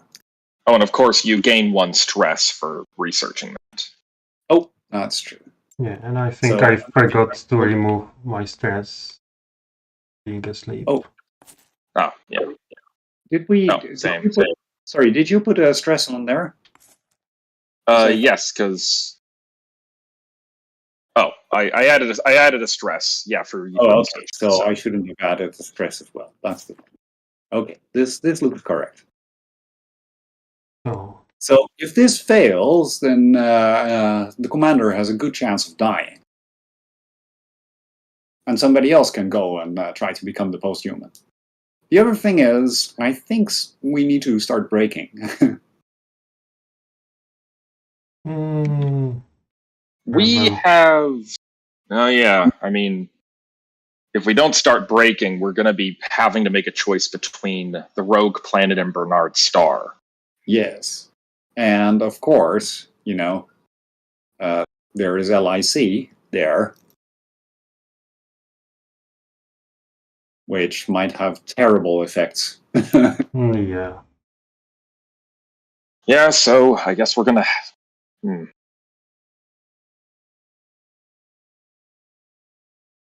So my freedom goes to your hermaphroditism, and the honor will go to the guards. Okay. Oh. All right. What do you say? Unity. Yes. Do you want to come out and help here? I do, because I want to get us. I at least want to have a slight chance that I get to be the posthuman. All right. There is that. Also, I will. Okay.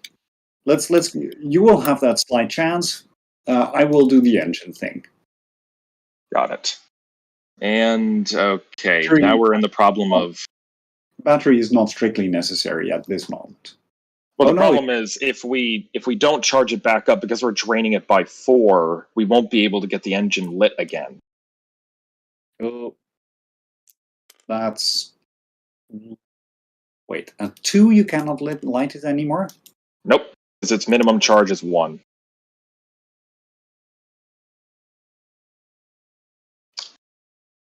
Oh, right. So, thanks, Peter. Thanks, Honorbot. Yeah. I'll have Authority go and recharge the batteries, and Equality will join on the hermaphroditism. Some chance at and posthumanhood. Yes. Okay. Now, I have I've sort of gone back and forth on the battery charge. So tell me again what the setting of the battery is right now. It's currently at 6. All right. The rules state that you can't charge the battery unless you ignited the engine. But I've dropped the rules that state you've got to be at charge 4 or whatever for just as long as somebody's in the ignition cell, then you can charge the battery up to the full power. Oh. Well, that makes the cold start a lot easier to pull off. Yes, it does. It's not as realistic, but it's simpler. Yes. Yeah. In that case, then, I will not sign to the batteries. I will sign authority as well to hermaphroditism. Who knows? And also, you should put your signal on the card, because you're the one to research it. So. Oh. All right. Wait, is it the signal of the researcher or the signal of the chief engineer? It should be the chief engineer. Whoever discovers this technology, they get to, at least the chief engineer gets to pick the color of the dome placed on the card. Okay, got it. Well,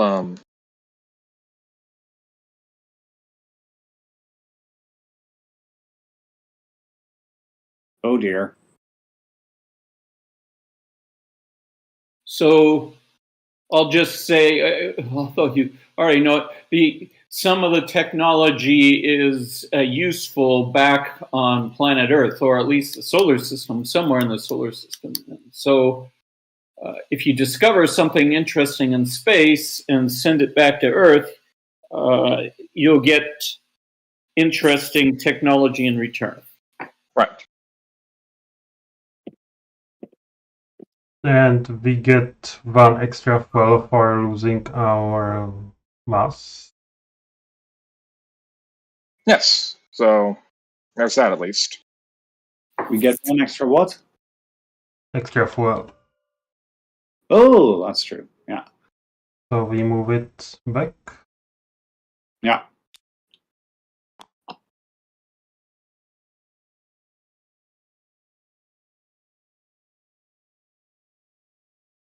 So.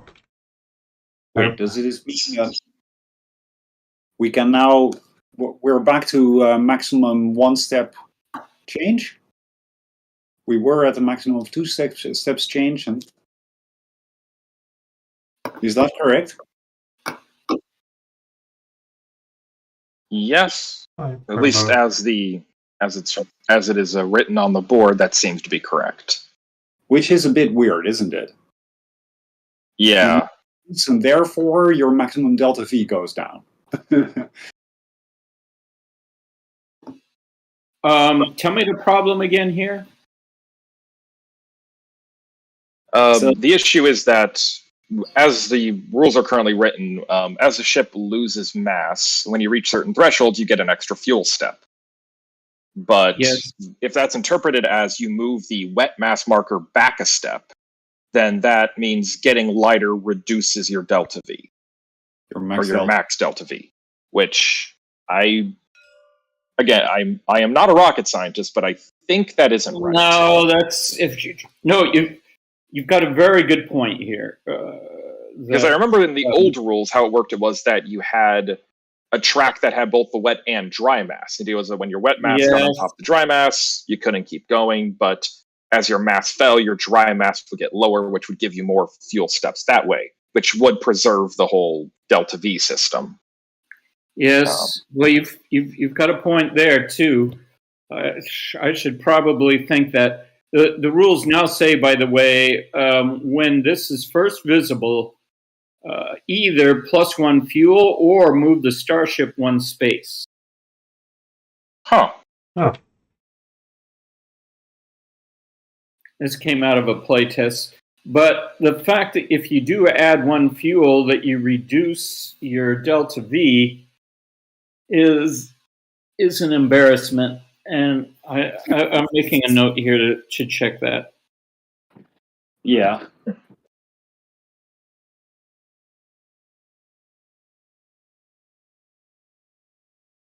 I could do it something like that you can change the speed 1 step instead of the fuel. I'm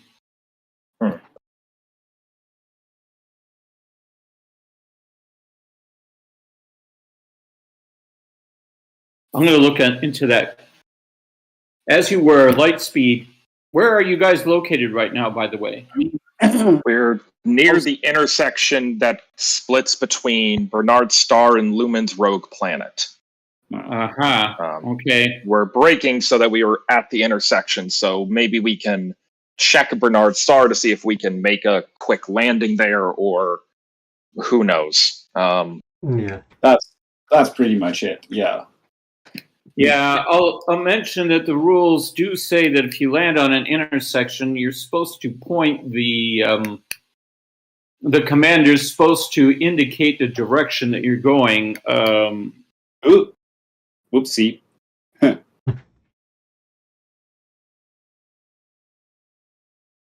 So that means that once we arrive at an intersection, we have to immediately decide if we're going to continue going one direction or the other. Right, you've got to make your decision and stop before the intersection, actually, because the way they're written right now is once you're in the intersection, you're committed one way or the other. Well, worst comes to worst, we could hit the brakes completely, stop in the middle of space, and then just reorient. Yeah. Or we could do the complete break right now, even. You still don't know what's at Barnard's star? Nope. We've been very busy. We've been very busy manufacturing shields that just didn't materialize. Yeah, no. Instead of manufacturing shields, we've been converting the Amazons on the ship into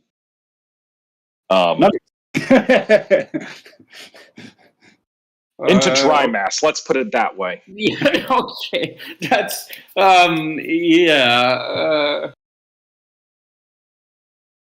Let's see. How did that quote go? Meat's back on the menu, boys. I'm not going to ask. Right. I think we should try the Barnard start. Just one thing, I think.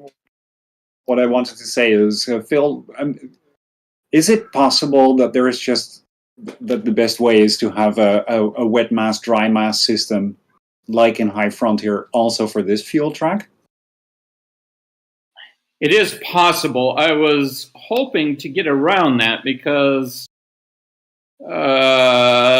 it's for those who haven't played High Frontier, it's kind of complicated and adds more rules. But certainly, yes, that was the original. That was the original idea. Yeah, I'm not sure if it's that much more complicated. It's just kind of the idea, like, you have, once I guess the fuel chip ends up on the mass chip, you are out of fuel. If the ship gets lighter, you have more fuel. Like, you can explain that technically this isn't turning the spare mass of the ship into fuel. It's the ship, because it's lighter, is more fuel efficient. But for players, I don't think they really need to know that. They can just get the idea of. And the other thing is, I understand that. The problem was the original idea was to integrate this dry mass strip with the wet mass strip and put it all into one strip. And the dry mass strip includes the blueprints.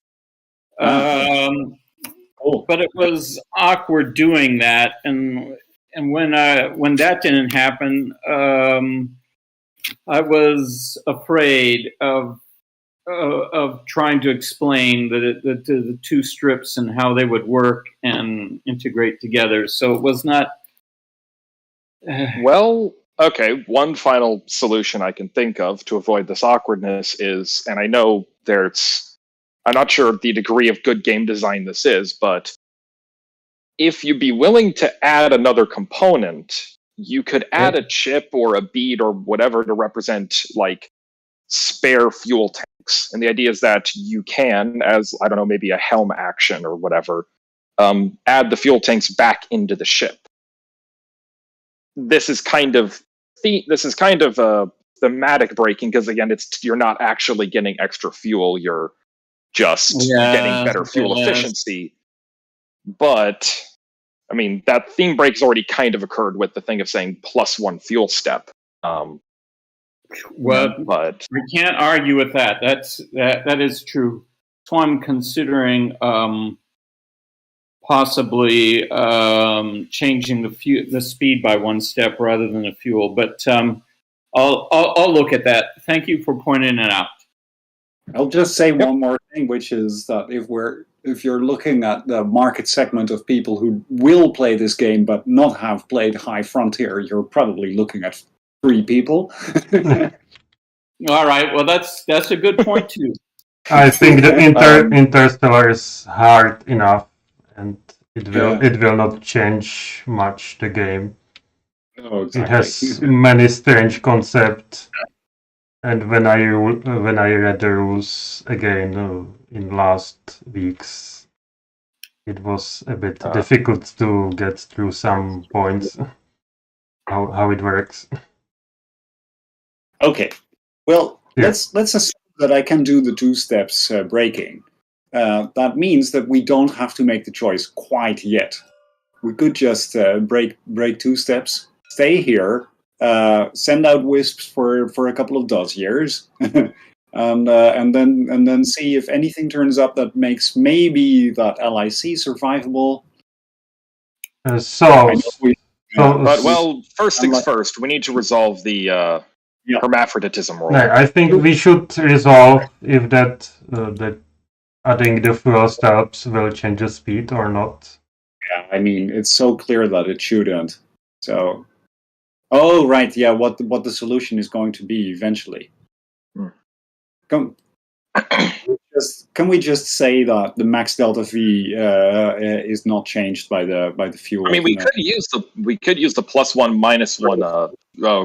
-1 speed rule and just drop our speed to 1, and then we spend 1 fuel step and drop our speed to 0. I mean, let's try that because I'm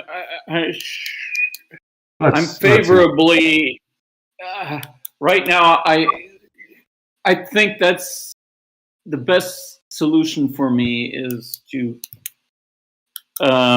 change the speed by 1 step. Yep. Okay. Well, let's do that then for the time being. So speed goes down. Do we also add the fuel step? I don't think so. I think it's an or. No. Well, in that case, I mean, it's kind of an overkill solution because we can. Yeah. Well, whatever. It's a fudge anyway at the moment. So let's go with this. Yeah. So I could now turn around so that we can crash into this LIC once more. Put us out of our misery. Exactly. Maybe I've just gone entirely insane. It wouldn't be weird, don't you think? Yeah, you're now completely alone, and you're being haunted by the ghost of your wife and daughter. So, hey, look at this! I wouldn't be surprised if you're going to get some star madness. Freedom got it. Freedom now becomes the. No, he didn't roll. Oh, you did roll. Oh, yes, I did roll. So we reveal the nuggets. Oh dear! Oh no! Freedom is now the cyborg. Is now the posthuman. Yep. Added to the dead pile. All right. You are age 1. You get both. What have I done? What have I done? My revenge. And so, since I guess Broker was a sacrificial lamb, so it's Prometheus. And you were the you pulled off the latest foolhardy success, so that means you also get the you get the mad scientist reward. Is Ada after Ada Lovelace? Yes. Who else? The question is, what happens with that work cell now? It stays, or? Yeah, well, yeah, you can't transfer to your own because you're all blocked up. So it is possible to research it again with extra nugget? Yeah. With an extra nugget, it would, yes. But, so it is technically possible to run the same experiment and get two different results. Yeah. It's very unlikely, but it is possible. Well, who knows? We might yet need the water world. So there will not be a second posthuman, right? So no. So no, we're now officially in competitive victory. Yes. Yeah. Okay, so now we do competitive scoring. Also, wait a second. Let me check something. Question, actually, how much that changes the game, really? I just realized this. Do you get the hero medallion for losing both of your cyborgs? Huh. You mean one of them is now posthuman and is lost? I mean, isn't that how that works? Is that both of your cyborgs are killed in order to make the posthuman?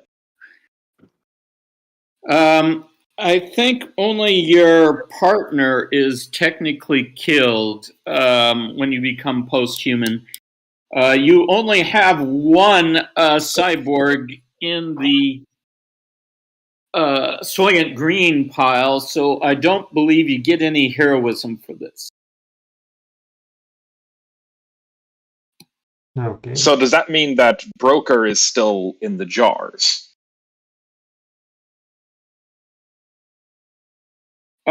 No. We've got one. Was Broker the one that was the commander who became the posthuman? No. It was. What happened was that I have no cyborg, but I rolled one on the experiment, so I am chief engineer. So I became posthuman as from an avatar. That's possible or not? Or the only cyborgs awake can become posthumans? Okay, I'm sorry. Ask the question one more time.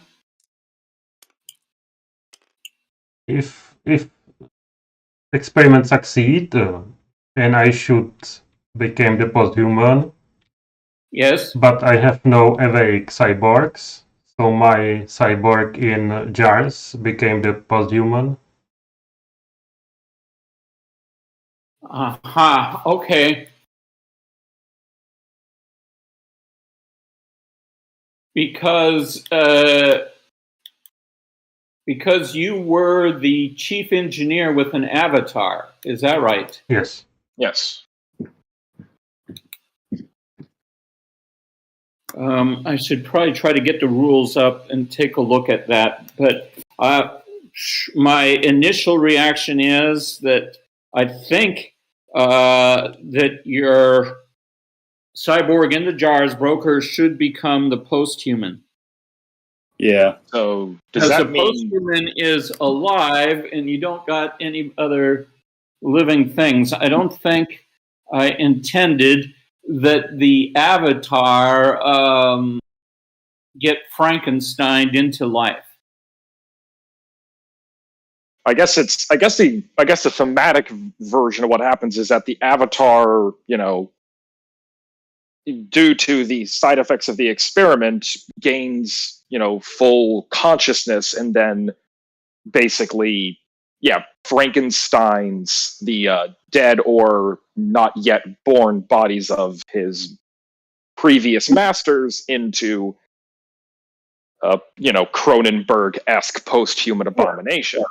However, can I marry the posthuman and get children? you can marry the posthuman, but I don't think posthumans can have kids.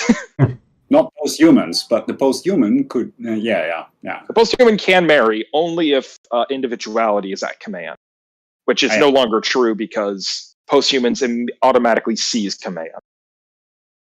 Right. Okay. So here you have the water world and command.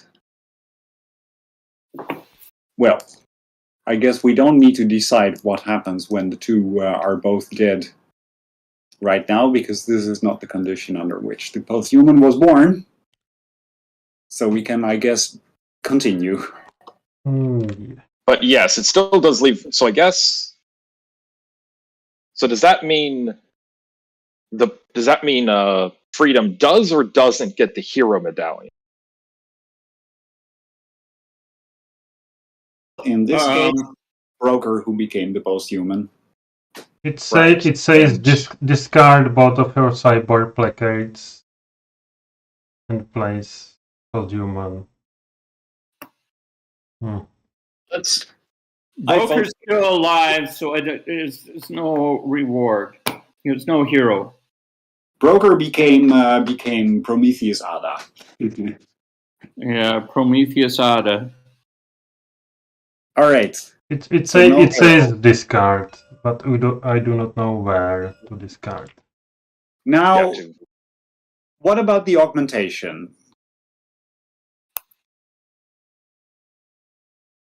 Oh yeah, I forgot. Actually, I was going to ask that. Does the human rising up cause machine learning to take over, or is that separate? I think that's separate. Seems to be separate. Yeah. Then in that case, that would mean, Hano gets a jar augmentation. Woohoo! At least duality has some augmentations. Yeah. We have a posthuman who cannot do anything. And how I am the commander? How? Yeah, you're the commander. Why? Because the posthuman immediately becomes the commander. Oh, really? Nice, huh? Yes, I believe so. It is not written in the rules, I think. Oh, I'm back in a second. It says I am immune to commander regulation, but not becoming the commander. In that case, individuality stays in charge, and Hano is still at command. And I can do the pawn regulation on avatars. Yeah.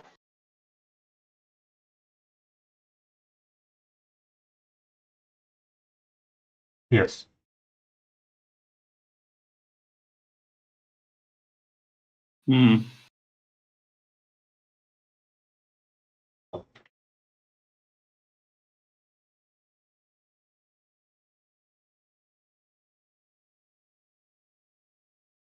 I see what you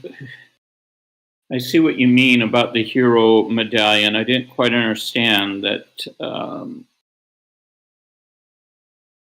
they both get discarded. I have to clarify that, but I don't think that, they should get a hero medallion. Yes. Yeah, this isn't really a case of heroically your faction dies out. It's more of a right. They gave their all for the cause, exactly. Of course, in this case, the cause was themselves, which for the Freedom faction is actually very fitting. Sure.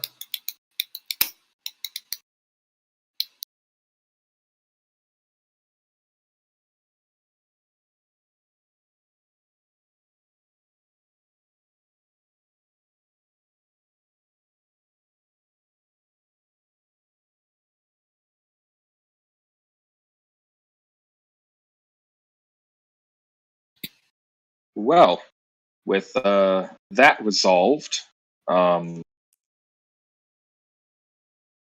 I guess it's on to resolving the engines and jars. Yes, I am writing the notes.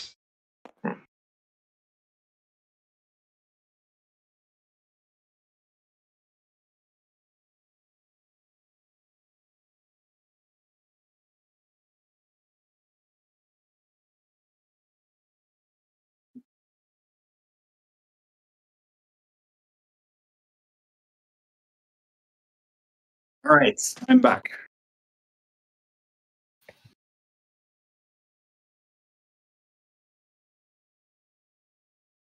So, where are we? Peter's writing a note. Yeah.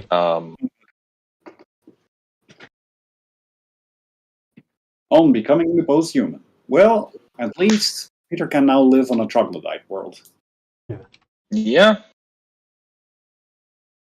Although we're now stuck in competitive, so it doesn't really matter about sending multiple colonies out. It's just whoever has the most points.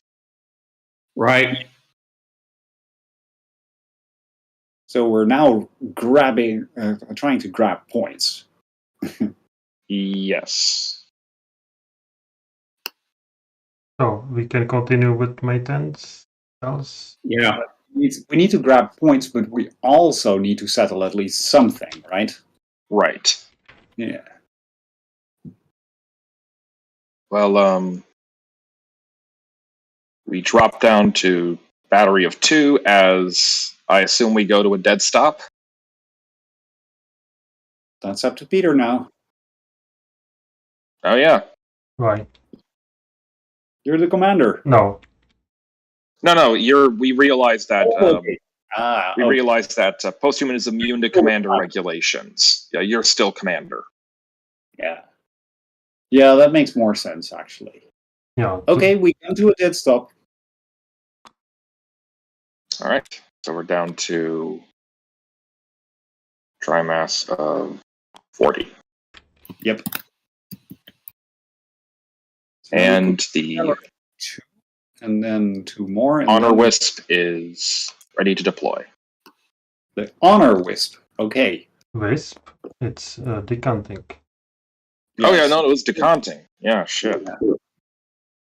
We have no wisp right now. Nope. Yeah. We don't have any. Well, that's the other thing. That's the thing. I forgot. It makes no sense to because we have no wisp. We cannot even. Yeah, the only way we can find out is if we just go there and check. Yeah. And then hope for the best. Accelerate it. We can research the telescope, but didn't you send a dust bug? No. No, we don't have anywhere near enough augmentations to do any slimming. Oh. Well, that's a problem then. You haven't slenderized anything? Nope. No. Not to do a lack of trying. No. This has just been a catastrophe. There is just a lack of rolls of 1. I think we've rolled about 15 dice or something like that, or 18. Trying to get at least some sort of shield, some sort of slenderizing going. None of it. Yeah, so probably stopping is not a good option. I will apologize to the commander personally. Well, in that case, do we even want to use the drop in dry mass to even break at all? No, we should. No. We don't need to. No. But Peter is right, though, about the telescope. So all chits within 10, which includes Barnard Star, it includes Lumen's Rogue Planet, it includes Ross 1454, it includes 1, 2, 3, 4, 5, 6, 7, 8, 9, 10. Does not include any of that. But it does include a quick check of these, so they might work. Yeah. So I guess coming to a dead stop is a good idea? Yeah, Yeah, let's do it. So, we come to a stop. All right, I take a hit as Hanno. It might be the last thing I do because the yeah, you're now at 50-50. Wait, I do the decanting and Yep. Yes. Although you don't get the newly decanted doesn't get stress. I think I choose the honor. Can you choose? Decanting was random, right? Or has that changed? I do not know. Yeah, that has changed. Okay. The decanter can pick who they want. Okay. Although, because the decanter was a avatar, Arduina is an orphan. Yes. Or Yeah.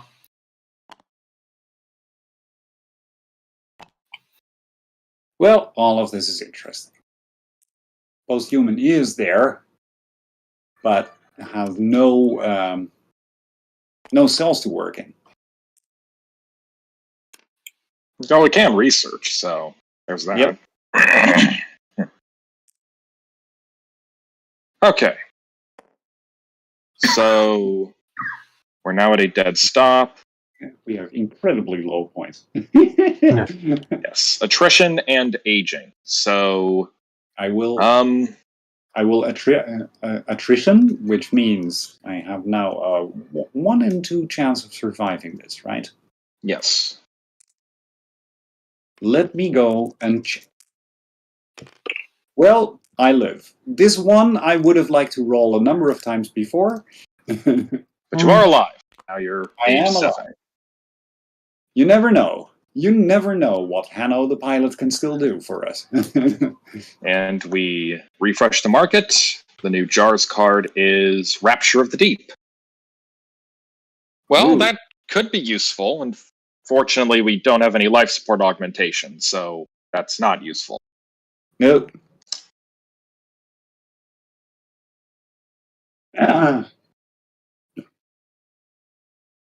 Okay. Taking notes. Nice.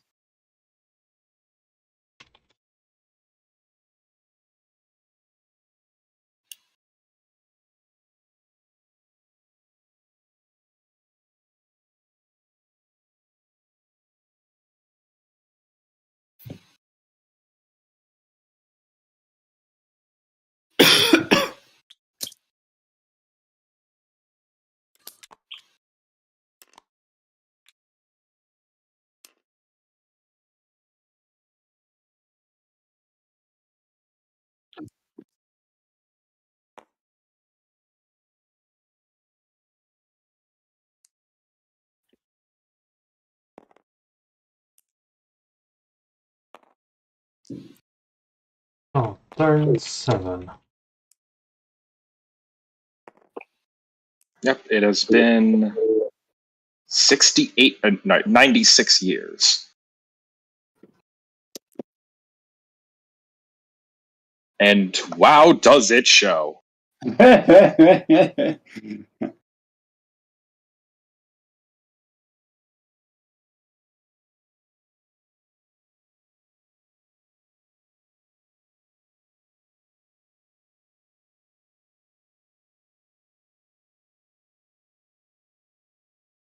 I just realized there is a somewhat viable strategy of, well, it's not that really good of a strategy, but of the posthuman taking control, making sure that, his or her shield's available, and then just ducking inside the shield, destroying the jars and life support, killing all the cyborgs, and then just coasting along till eventually it finds a troglodyte to settle down on. Maybe. I've seen that movie. Do you want this film to include that movie? I'm not sure about that. That's Yeah, the only problem is that, I assume that unless you have a little shield pocket for the posthuman to to tuck away into that the posthuman will die if the jars and life support are both eliminated. Yeah, there's no living space for it. It sort of reminds me of the last 10 minutes of 2001 or something. Yeah. I think I remember, like, the jars are also where the computer system is stored, so that kind of actually makes sense, you know? Yeah. Yeah.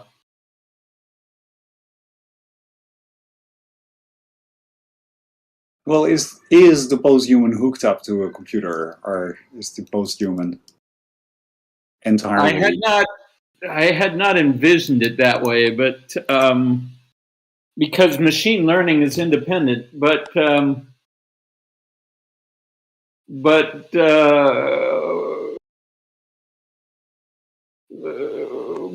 guess I could be convinced otherwise. I mean, I guess it would make sense that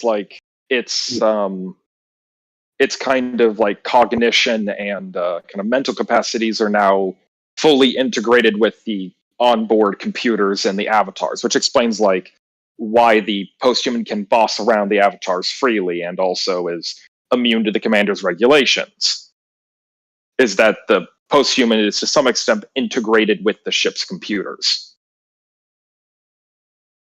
Yeah, I can see this.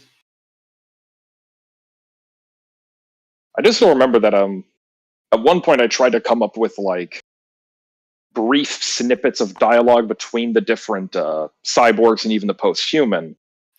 And this was back when one of the abilities of the posthuman was that it immediately hijacked all the goo augmentations and could assign them like avatars. Yes. And I remember writing that Arduino's opinion of the posthuman was, it's very strange to see beasts you've tamed obey someone else on first sight. Hey, let's go. Let's continue. Yes. And one question: Does one more out? Posthuman do not need does need the age written on them? No, it's just for fun. Yeah. Because I think it can be removed and the rules on the other side can be written here. Yeah. Should be. But let's continue. Okay. Yes. So, old man Hanno, what are you going to do? Well, I think I'm going to check out the telescope. Now, there is a problem here. And I was wondering, I would ideally put that telescope in one of the Unity work spaces. Which means one of those have to move out. How does that work technically again? Can I do that? Yes, if you move somebody into a space that's occupied, it's legal for one bump. If it's you can move, you move it to an occupied and move whatever's occupying itself by one spot. So you could bump either the Reber nozzle or hermaphroditism to somewhere else. Right. Which I guess would have to be one of my two, so give me points. Here's the thing. I just want to know how it works technically. Because technically it's individuality's turn. And individuality wants to move into a Unity workspace. And so a Unity cell has to be bumped. But isn't that Unity's decision? I believe you have to have the permission of the of the owner of the board to be able to place work cells in it. Correct. Yes. Okay. Now I see how it works technically. So individuality is going to wait. Where is my die? This is a small die. I need a. No, that's the big one. The small die would be very small. Oh yeah. It just looks like the small die. Okay. I'm assigning to the telescope. I like the points, especially if the universe turns out to be X. And so I'm going to make a sacrificial offering of this to equality. And I'm asking Unity for permission. Oh, by the way, I almost forgot this, but Red also sent a broadcast signal back to Earth. That's true. That's true. 1, 2, 3, 4, 5, 6, and it would have gotten to Earth. So yeah. So you also have the broadcast medallion. Yeah. I think We reveal Earth data. Yeah. And only one. Yep, only one. Let's see what you get. Excellent. Oh, that's perfect for Hanno. What is Neuro it? twin Alzheimer data. Ooh. Stress does not increase the age during. Well, yeah. I mean, increase. I mean, it increases your odds from 50% to 66. So, like, it's still good. Yeah. It's better. It's better. Yeah. Okay. I don't care about stress anymore. Well, okay, still care about stress a little. I'm researching this hyperspectral telescope. I will join. All right. What is? Yeah. And Arduino. The posthuman is sending their people. I like that how Earth authorities don't trust the posthuman to come back to them, but they're willing to trade with them. Sure. Yeah. All right. Okay. Unity. Okay, is Unity maybe going to should have a nugget sooner or later again. You can some more? No. Recharge You'd have to charge the batteries first. Yeah. Oh, that's true. Charging the battery is maybe not a bad idea. We already have 5 dice here. It will be really nice, though, if that works out. Hmm. But who am I giving the points to, right? Well, okay. I'll just put it there. Who knows? And then for mine. Yeah, authority. Oh. Well, if I had enough dice, I would try to do engines, battery, and decant, but might as well join the party. Yeah, might as well. Where we're all going to help one another score some augmentation points. Well, not everyone. I'm not mad. Yeah, you're. And I think the posthuman chooses the one die. Yeah, basically, if you know D&D, you roll with advantage. Or I guess you. Well, yeah. And that's a question if I choose or the chief engineer. I think the posthuman chooses. Yeah, that makes sense. Yeah. I will roll, but you choose. Well, we do have success. We have, yeah. So the owner of the board can pick if honor, authority, or individuality is the chief engineer. Yeah, individuality is the chief engineer here. We're in competitive scoring. Yes, and that means also all the humans get a battery augmentation. So. Oh wait, maybe battery, not engine. Oh, that's. Yeah, battery. So we have 3. We now have all of the still available augmentations in there. I wonder if it should be individuality though. Maybe it should be honor because wait, how does it work again? The stress, does this trigger a goo outbreak? Oh yeah, that would trigger a goo outbreak. Yes. Yeah. So there's going to be a battery goo there, but we still resolve the effect. So we reveal the chips, Barnard's, the Rogue Planet, and Ross. So I mean, if Honor would be the chief engineer, it would also trigger a goo outbreak, or Yeah, because it's just Hanno being clumsy in his Yeah.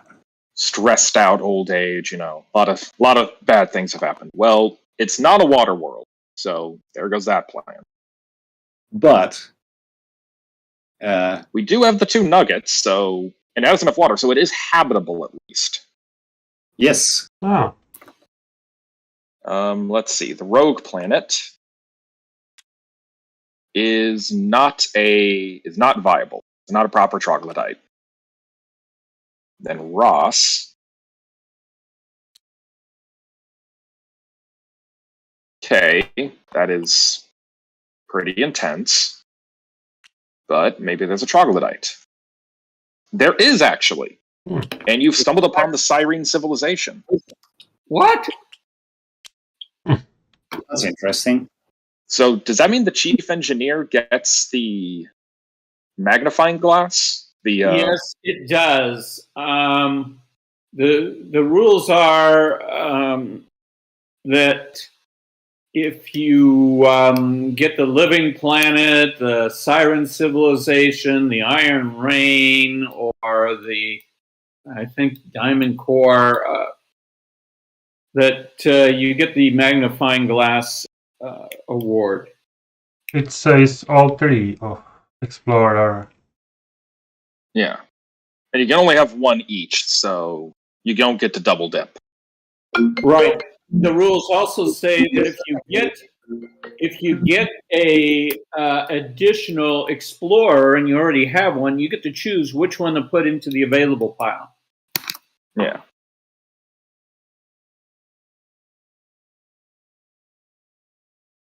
So technically, you are the latest to receive. You discovered both a magnifying glass and a planet, so you could decide if you steal the wisp from me and don't earn the detective, or get the detective and let me keep the wisp.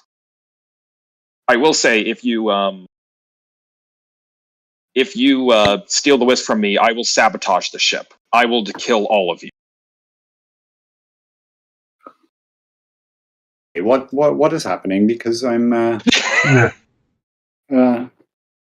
So because you're the chief engineer that flipped all the planets, you technically are up to earn both the wisp and the detective.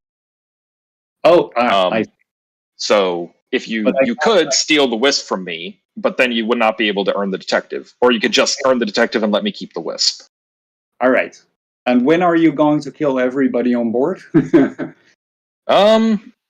I would just make sure the battery's constantly drained. No, sure. Spam out children, that kind of thing. Open the pod bay doors, Hal. I missed what the demands are. Oh, the demand is don't steal my wisp medallion. Oh, sure. No, you should have. Okay, cool. Even though we're in competitive scoring. Yeah, but I'm not a threat. Exactly. I'm almost the definition of not a threat. Okay.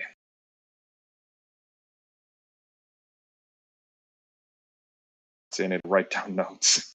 Okay, so I want to go over all of these again. So here we have something viable, right? It's not a water world.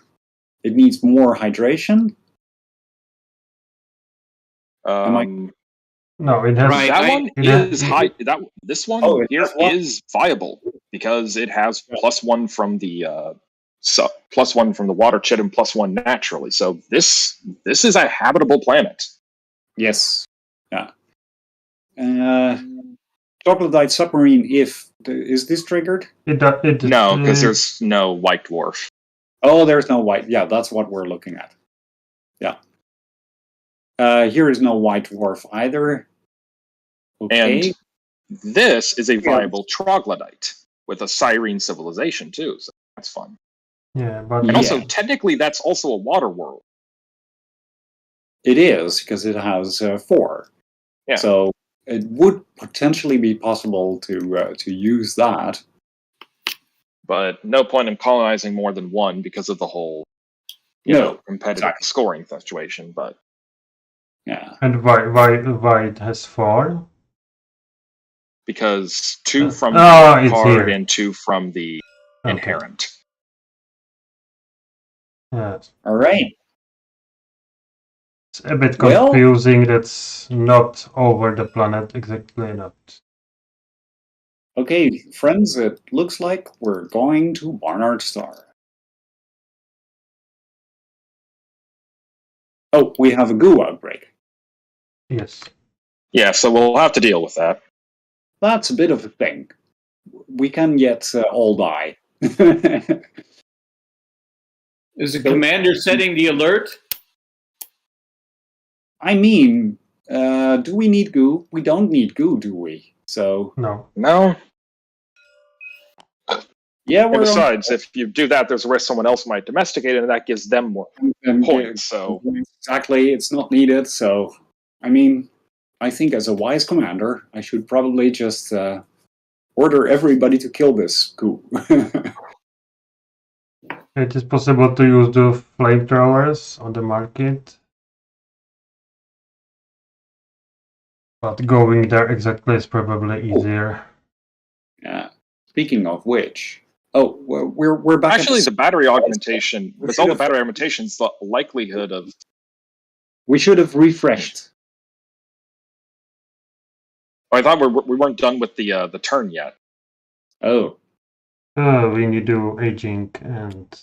Yes. Oh yeah. Oh, that's it. Yeah. Oh yeah. I need to roll the attrition. Maybe I'm not the commander anymore. Yep, dead. Oh.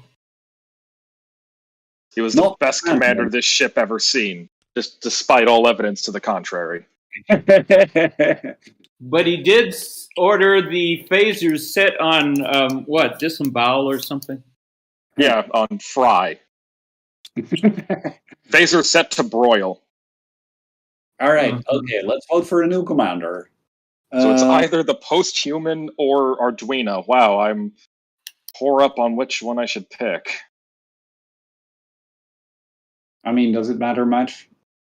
Yeah, screw it. Let's let the posthuman in charge. Posthuman can die. Okay, let's vote for Arduino. Oh yeah, Arduino makes sense.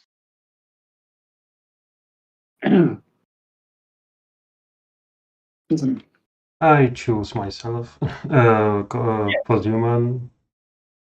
Yeah, but the rest. Although actually, there is an advantage of putting with Freedom, is that when Freedom in charge, the commander isn't as powerful. That's true.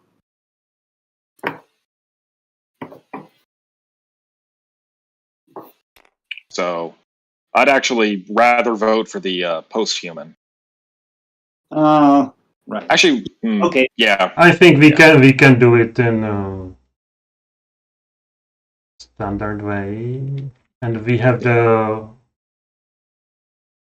I have a total of 3 votes. We have just. Here you go. Yeah. Prometheus, the new commander. 3 votes. So there's the. It's done. Yes. We now live under the tyranny of freedom. As always. So we go to refresh. Yeah. Yeah, now we refresh.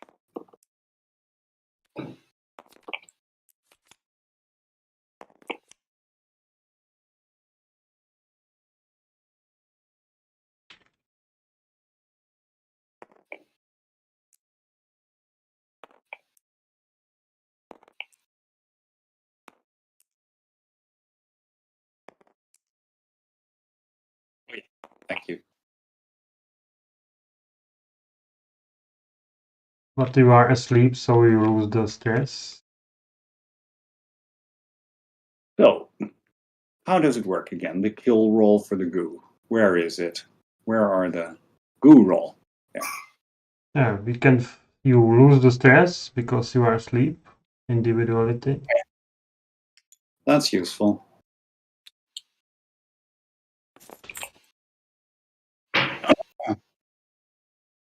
To fight this Here? No. Yeah. Here. All right, I'll go and fight the goo. Let's do it. Yeah. The posthuman commander. We'll fight the goo. Okay. And Honor will try to make builder. That's interesting. Opens. Okay. I'll fight goo. Thinking.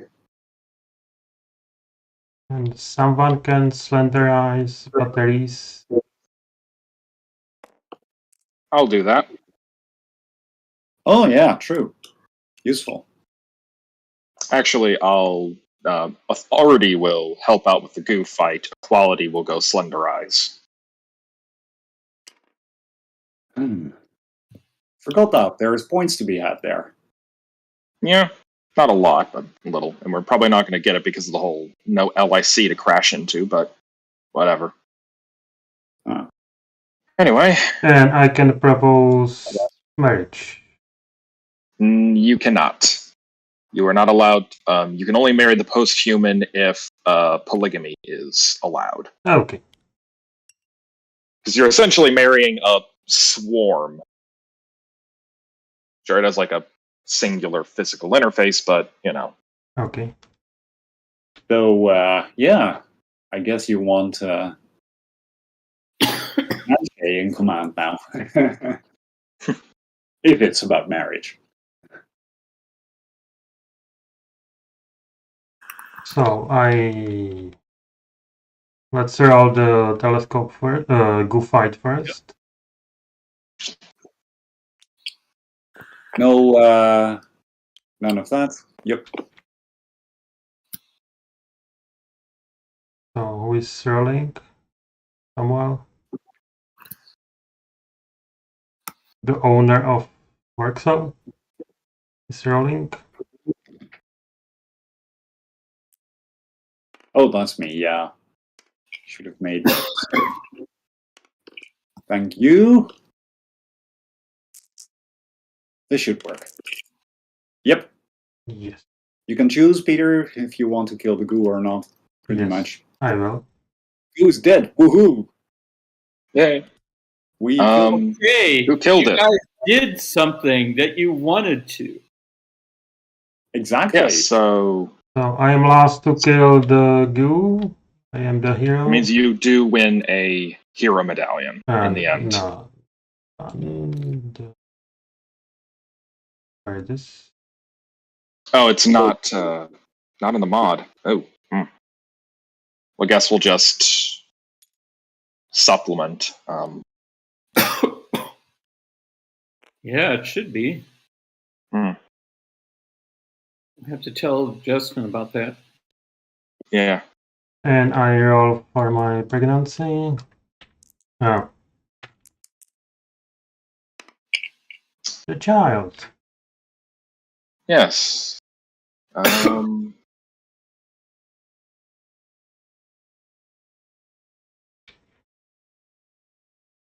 And that can be for...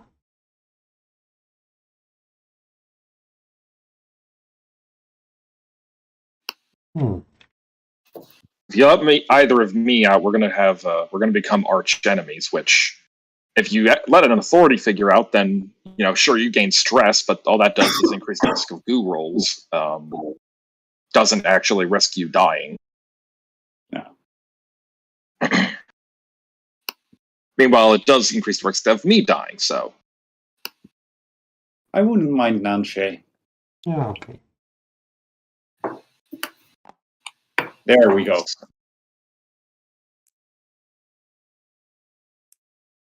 And maintenance cells, the slenderizing batteries. yes.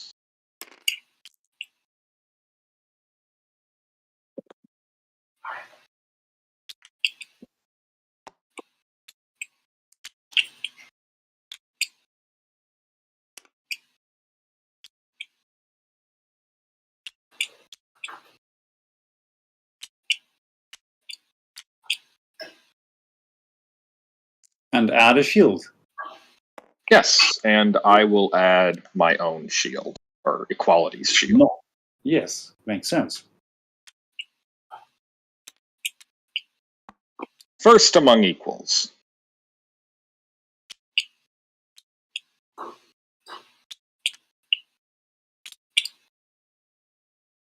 All right. And you get the medal. Or saver? No, it's the first to erode shield. So I don't get a medallion yet, okay. unless my shield gets eroded. But at least I have now more room. Not sure how much good that is, but Okay. So we can go run through the rest. Maintenance, etc. Done. Nothing, Move. nothing. No move. Attrition and aging. Okay. My age, which means I'm not age 1.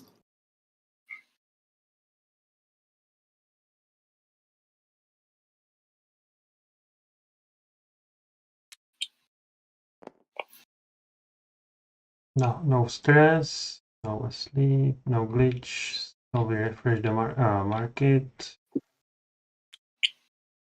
And next turn. And I write some.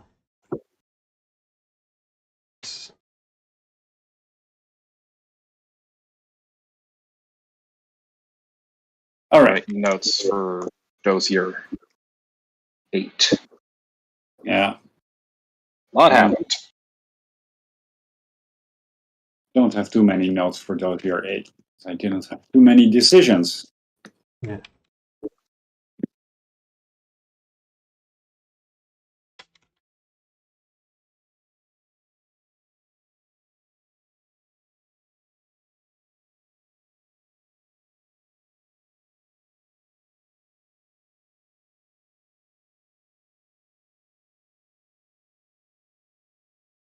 Let's see, what else happened? Anything else? Don't care. Don't care. Don't care. Okay. Yep. All right, all caught up to Dozier 9.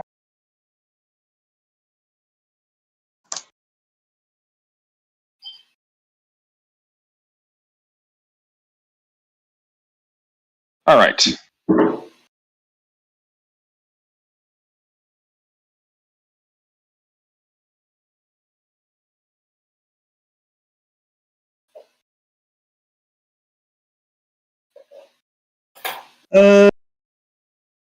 I'll try to get a baby.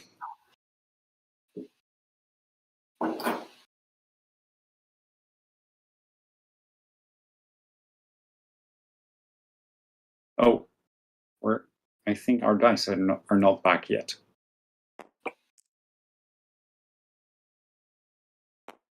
Right. Right, this go back here.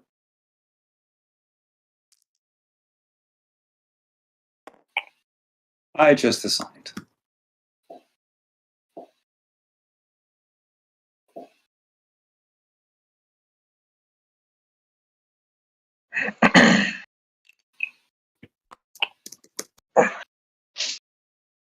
So, Commander Prometheus, now what? Yes. I think we can start moving.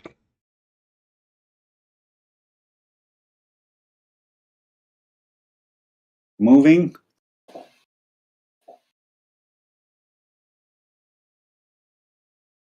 All right, yeah, this gives the extra hydration of Goldilocks, so this could now become a water world, etc. Yeah, but not necessary.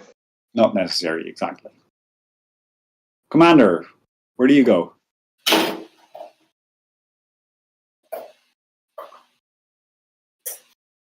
So for the Barnard start, we need Amazon and.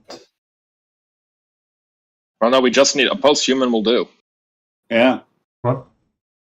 Yeah, posthumans count as an Amazon for the sake of winning. I mean, there is an Amazon right now. Yeah, there's 2.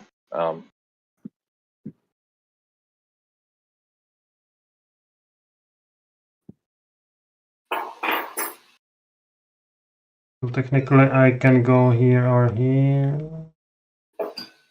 and both of. Yeah, if you go to, no, that one isn't viable. This one isn't a dwarf star, but you could go to Ross, and if you settled with the Cyrene civilization, then everyone else doesn't get any points from their cyborgs. But if I go here, why is that exactly? Because it's a troglodyte. Troglodytes means that only the posthuman scores for the cyborgs. Yeah. I'm sorry, say that again about the troglodytes? Isn't it a rule that with the troglodytes, if you decide to make landfall on a troglodyte, the cyborgs aren't worth any victory points? I think I've removed that rule. I apologize for that. So looking under J1, or is it J2? The only thing about I think it only says you need the posthuman to make troglodyte. Yeah, it's only the posthuman, and otherwise it's unchanged. So, yeah, sorry about that. I changed the rules. So I think we can go to the Barnard star. It makes a lot of sense. In fact, yeah, and technically, I believe 3 turns. People can start a mutiny if you decided to try to go to the Cyrene civilization instead of Barnard Star, because you could say, we could definitely get to a habitable place quicker this way than that way. So I go to engine and honor. Where do you? And honor will.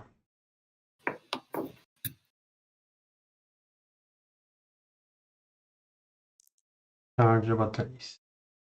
Or something better? No.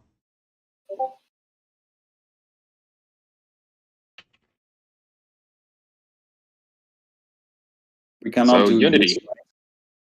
We got there is no. There's no unflipped nuggets available. So yeah. That's unfortunate. Unity.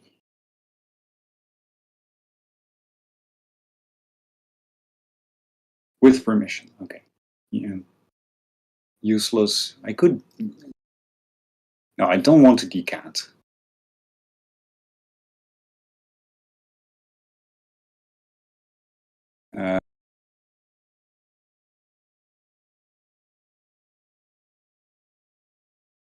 So probably the library action right now is the most useful.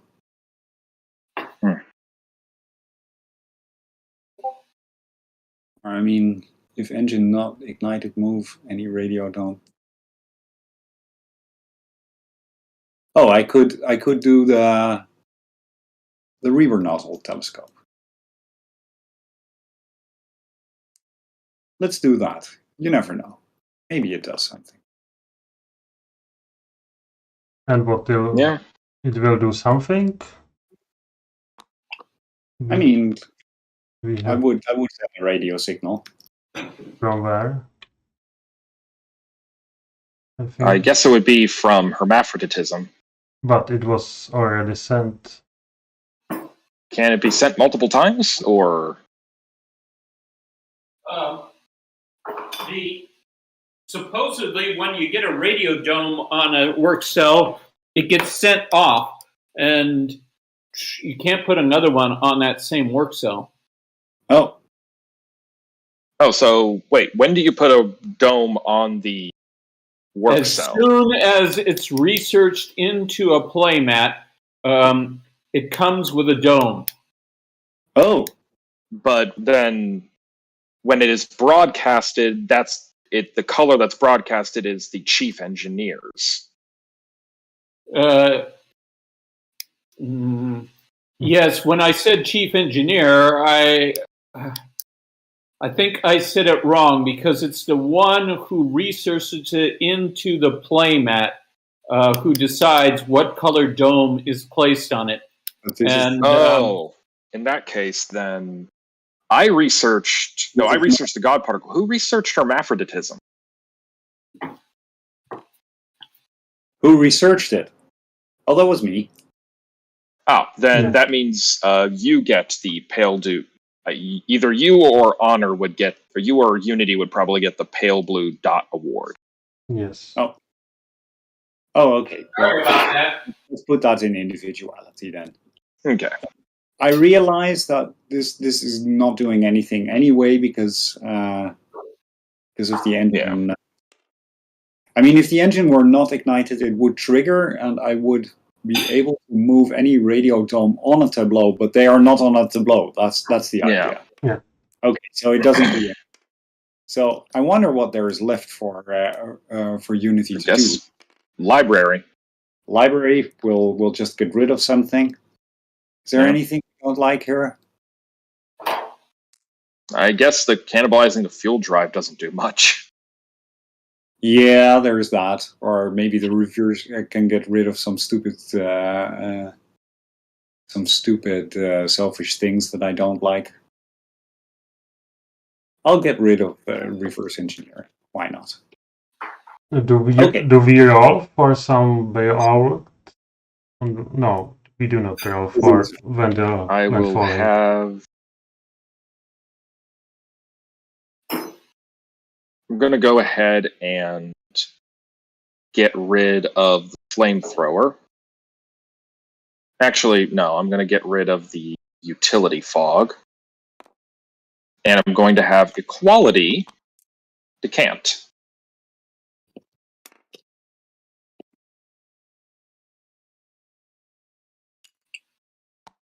Now, we then go to regulations, and while the commander himself can't do anything, the posthuman can force reassign the avatars. Yes, probably. Okay. Write down some notes.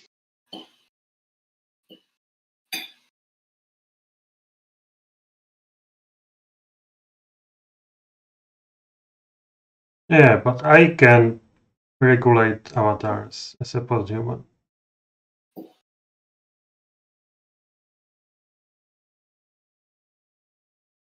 So I force you to go somewhere else. You're forcing who? The equality. Oh, well, can I mutiny over this? I will mutiny over this if you don't. So, oh yeah, who can mutiny? That's a good. Any awake ideology may protest. So only you. Yeah, I protest. I don't want this. Okay. All right.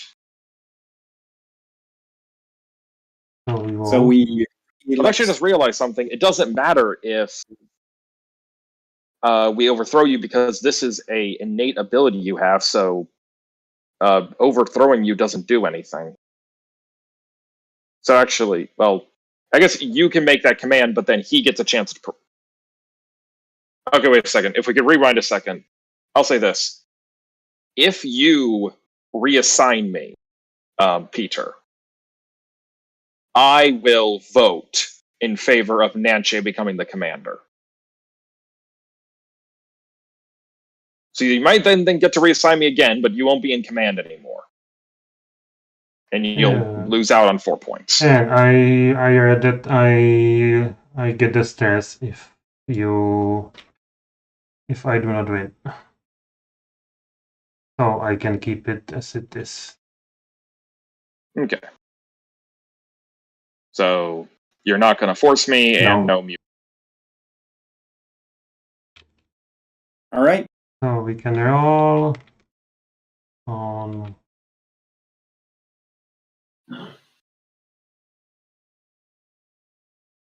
Yes, on the work cells.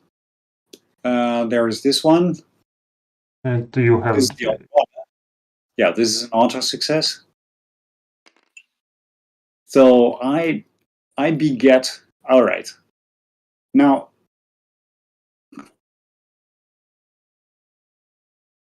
let's see, what are the options here? I could, if I get this meathead, there is no space for him. You can choose only on the asleep. Yeah. I can only choose what? Asleep ideologies. So you'd have to pick, either unity, authority, or equality. And I'll be honest, I'm already planning to get Shay out. So I'm going to. Actually, I would prefer it if Shay was not an orphan. So And you can also get from the stolen green pile. Oh, I can also get some of these. Yes. No, I think it's fine. Actually, that does raise a decent question. Does that mean there isn't as much of a kind of fertility time limit on the Exodus because you can just bring back dead Amazons, and so you always have a supply of Amazons to keep the ship going? But there is true that sixth Amazon is sterile. Ah, okay. But it says only 6. I think it says only 6, not the next one. Yeah, if the idea was that if you have natural birth with an Amazon, that you could pick it out of the dead pile and keep things going.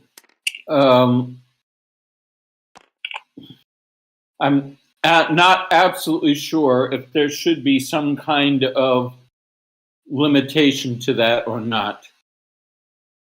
I'll be looking for opinions on that.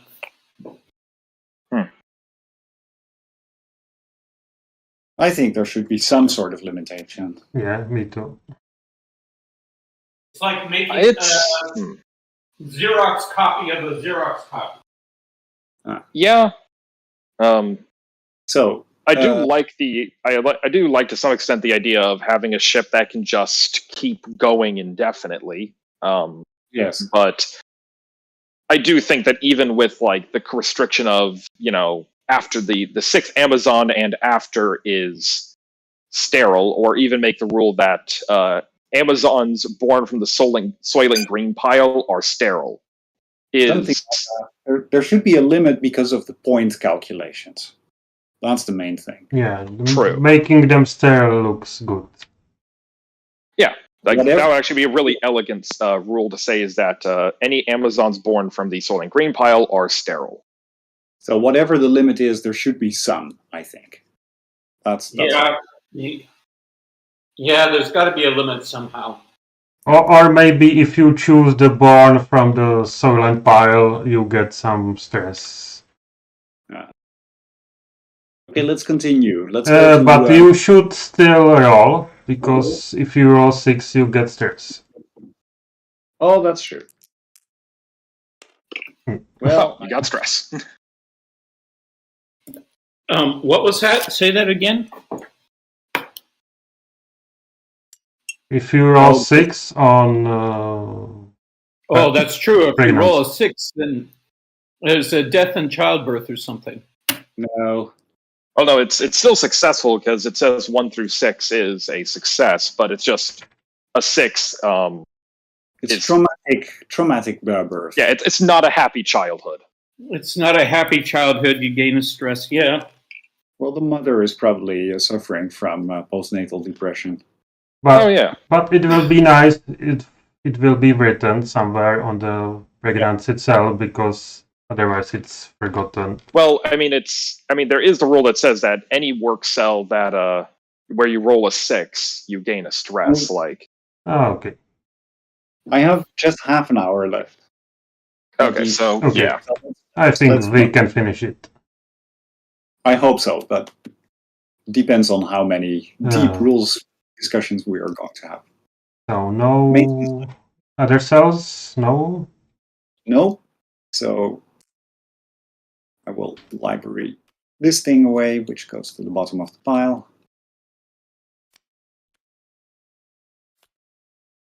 All right. No, maintenance first, right? Yeah. You do the engine. Okay, that's... No, I do charging first. Or Yeah. how it is done? Because we need to charge first. Can you decant, then recharge, then ignite? That's... yes. Okay, so we end at 4. I can choose the order or not here? You can choose the order because you're commander, so. But the upshot is the same anyway. Not. If I choose decanting first, Can't. Not enough battery. so it fails. Oh, you. Oh, okay. Yeah. Yeah, that's, yep, okay. Then I charge the battery. Something like that should be worth a mutiny, but it's okay. Yeah. What did he do? He decided to pick of the maintenance cells. He can pick which order it is because he's commander, and he picked to do the decant one first, the one I assigned to. But the thing is, the battery's only at 2, and decanting takes 2 batteries, so it fails to operate, and it just doesn't do anything. Okay, understood. And I charge, and I ignite the engines. Minus fuel.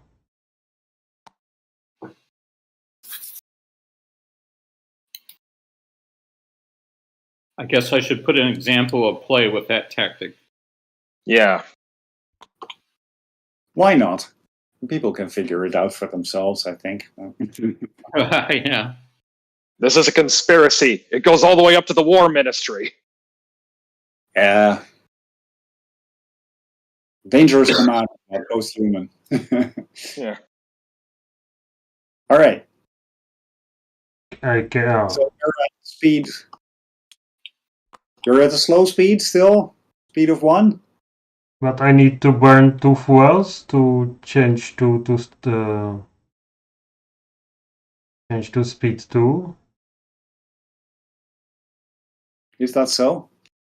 No. It's written on the cell.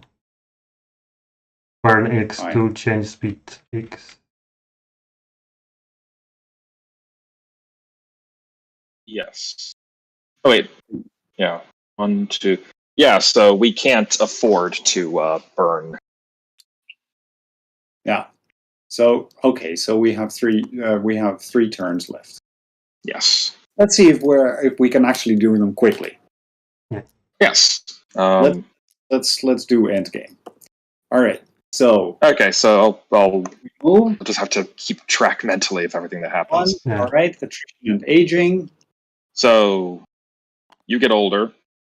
Yep. This gets older. This gets older. I'm now a teenager.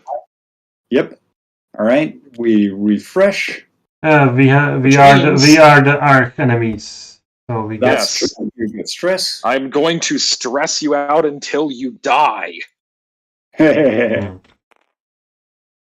pretty much. Okay. Everything. We go to the next. So we start.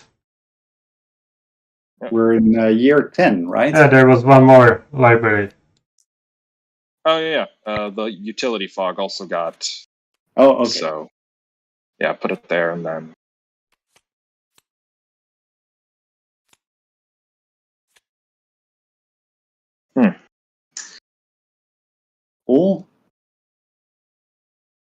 assignment.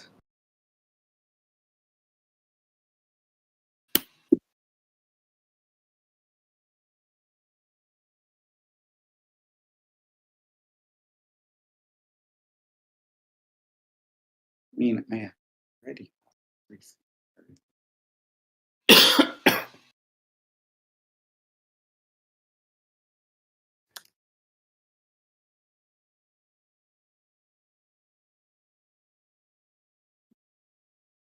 Maybe give some more birth. That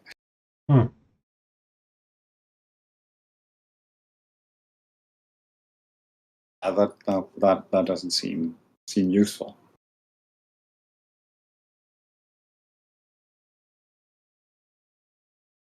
It's hard to find something useful to do at this moment.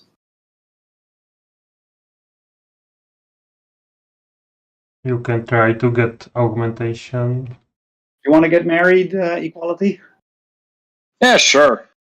I have all the augmentations already. Okay. Wait, that was the posthuman's ring. Yeah. Sorry. Okay, over to the posthuman. Okay.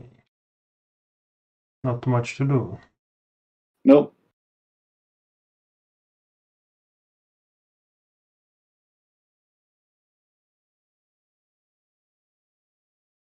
Ooh.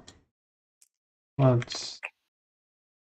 No chance of getting another radio signal out? No. Sangricites require wardens, which isn't an option, and I guess metastable helium would do it. If I succeed in Verxel that has no effect, do I still get the augmentation? Yeah, success is success. Yes. I don't want to try that.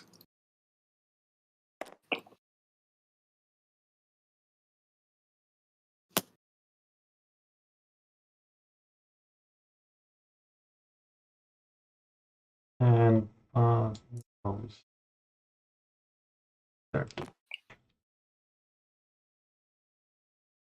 All right. What are you doing here? Are you trying to... Just get more augmentations. Yes. Oh, okay. It's all only for augmentations.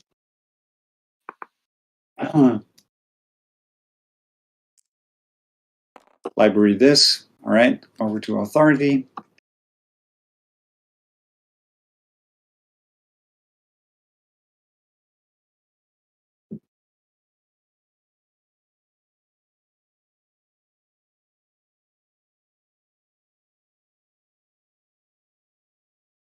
Right. Okay.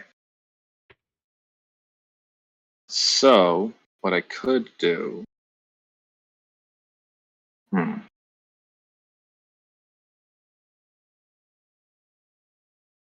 So, question, can you transfer medallions? No. All right. For a second, I was thinking of, I could try cannibalizing the fuel drive as a threat and have people forced to pay me over a ransom. Yeah. But that doesn't work, so... Okay. In that case, next best thing, I'll try and get some augmentations for Shay. Sure. Yeah. Well, Actually, I'll have authority work on decanting, and I'll have equality Shay work on the Reaper nozzle telescope. Yep. Yes. That means... And the individual... Shay brings up the rear. Can I, as a cyborg, also library things away? Yes. I think so. I'm trying to look it up. Yeah.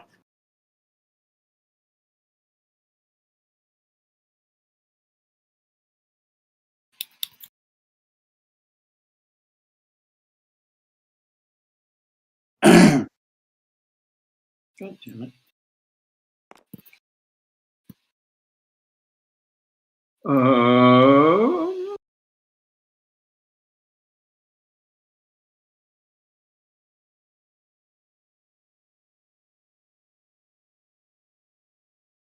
It says if it's worker, it's librarian. If it's cyborg, it's research.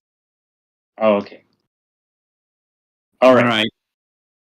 Do you want to be in with me on gambling on the X? I think it's a bit too late for that. I mean, what? No, it's game scoring. Oh yeah, but I was planning on getting someone into authority, so oh, okay. Yeah, for I'll give you a possible 2 points, 3 points. yeah, it's either 2 or 3 overall. So that's exactly, you have that now. All right, okay. Let's do the roll. Regulations. Would you like to reassign anyone? No. All right. Then we go to the work cell rolls. So here first. Why not? Okay. Failure. One stress. Stress. That's annoying. I don't want stress.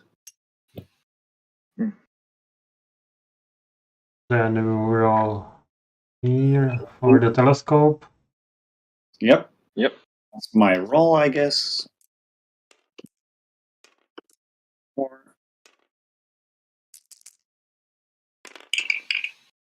All right. I'm the chief engineer. He is the chief engineer. You could trigger a mutiny if you want. Oh yeah. Yeah, I won't. Okay. Well, actually, wait a second. Let me count. 1, 2, 3 versus 1, 2, 3, 4, and 1, 2, 3. So 3 plus 3 versus 4. So I could. Hey, Peter. I think I'm going to trigger a mutiny. What would it take for you? Would you be willing to elect Shay to be commander?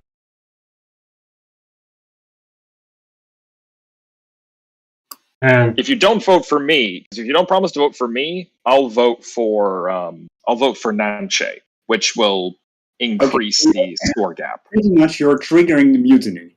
That's what you're saying. Yes, I am triggering a mutiny.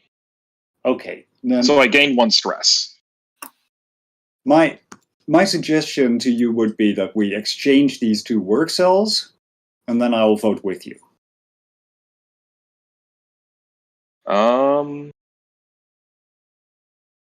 Sure. That one is strictly better. So, let's do it. But the thing, we still have to resolve the mutiny. So yes. So I am against it. I mean, I'm for it, so I have under this understanding. That's the thing. Yeah, like the agreement is, if you support me, then I'll vote for myself. If you don't support me, I'll vote for Nanche. And votes are equal to cyborg plus medallions. It's 1 plus medallions. How many cyborgs you have doesn't matter.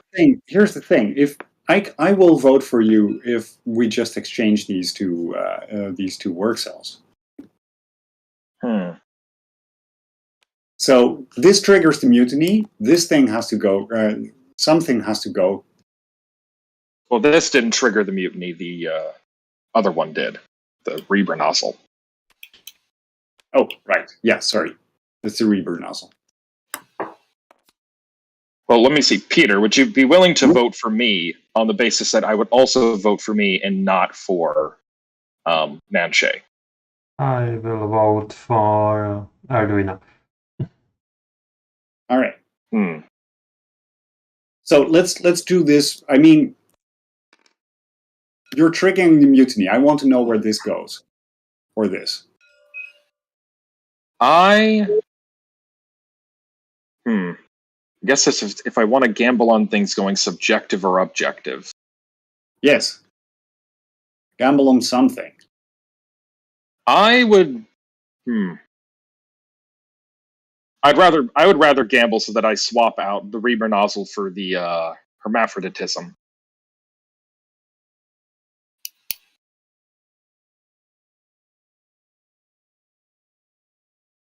Yeah, then I'll vote for Arduino.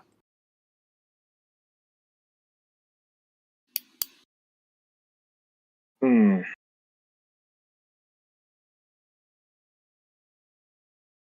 In that case, fine. I'll do the original exchange and I'll vote for myself. Okay. Then you get my vote. All right. Shay is now in charge.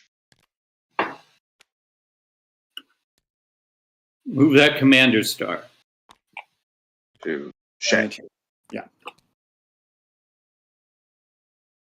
No, to Equality. Shay.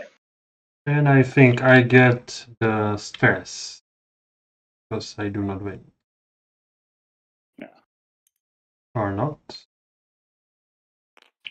I think that's only with a mutiny over your pawn ability. That makes sense. All right, so that's the cell rolls then.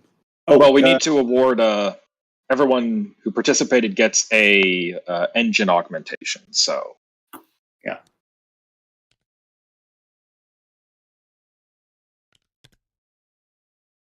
Engine, Peter. Oh, it was swapped. Yeah. Here, done. All right. So now the maintenance cells? Yes, maintenance cells. A decant is happening here. Yeah.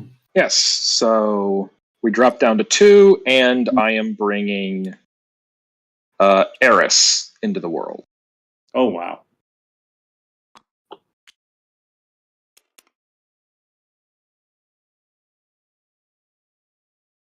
Actually, no, I'm not bringing Eris. I'm bringing Long. Right, okay. He is an orphan, but... Let's move the starship. Yeah, 1. Okay. Nutrition and aging.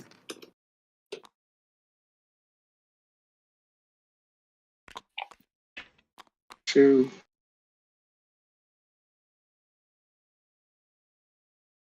All right. And we have the Earth enemies. Yep, so Shay and Long both get stress, and we have to negotiate marital bliss. Okay.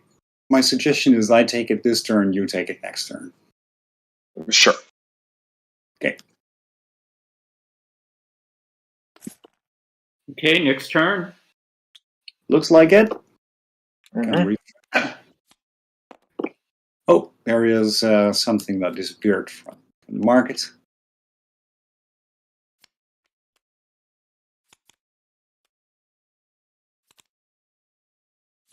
Also, because we're in charge now, I just realized this, all marriages are annulled, so actually you don't get any stress relief. Oh, that's true. We're now in a polycule. Oh, yeah. Everybody is stressing. Yes.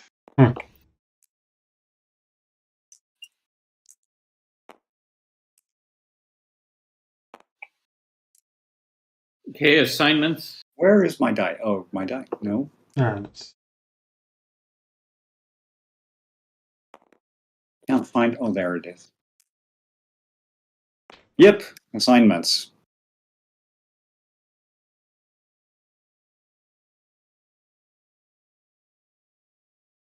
I'll slenderize the engine. Interesting.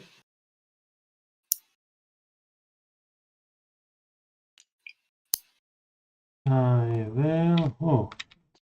Super.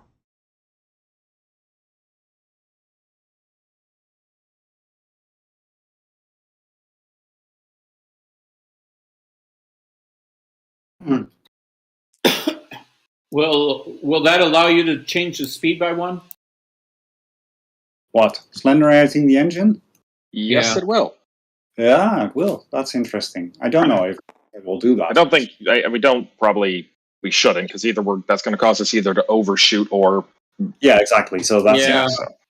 that's not the thing that I'm looking at for here. But we probably could just take the fuel step. You're also allowed to move the starship by 1 space. Oh. Yes. Well, look at that. That would be nice. Perfect. Then we could just assign somebody to ignition to make sure we hit the brakes, and there we go. Yeah, we don't even have to do that. One final can't. Now I will go. Unity bot. Okay. You know what? I'll decant. Somebody already took it. Somebody already is decanting. Whatever. In that case, I don't see much useful left to do here. So I'll just say whatever. Over to authority. We need charging. I'll have authority. Yeah, someone needs to recharge the batteries, so. Oh, yeah. Let me recharge the batteries. Okay, now you can do whatever you want. Authority will work on the EM shields. And Shay will... Do we have... I think we do not have enough. Oh. Yeah. I am commander now, so I can decide these things. Remember, yeah, with slenderizing, that would make that work, so yeah, it'll be fine. Okay. So, I'll assign Shay to... You can try to get some documentation. True. Might as well. Yep. So, any rolls? Yes, there's a roll there. Oh, wait. Do we have any? No, I don't think so. Nothing. Commander, yeah, I could technically tell some of you to go retire, but frankly, I'm fine with you all doing a bunch of maintenance jobs, so. Hey. No. Yeah. Well, I'm not going to tell myself to retire. Well, unfit for duty, where nobody is causing an outbreak. I might, but I'm commander, so. You might cause an outbreak. That's true. Okay. So I have determined that I am not a risk to other people's safety. No, apparently. Any case, I didn't get any, so. All right. So, maintenance. Tell us in what order these things happen. So, first things first, we're going to recharge the batteries up 6.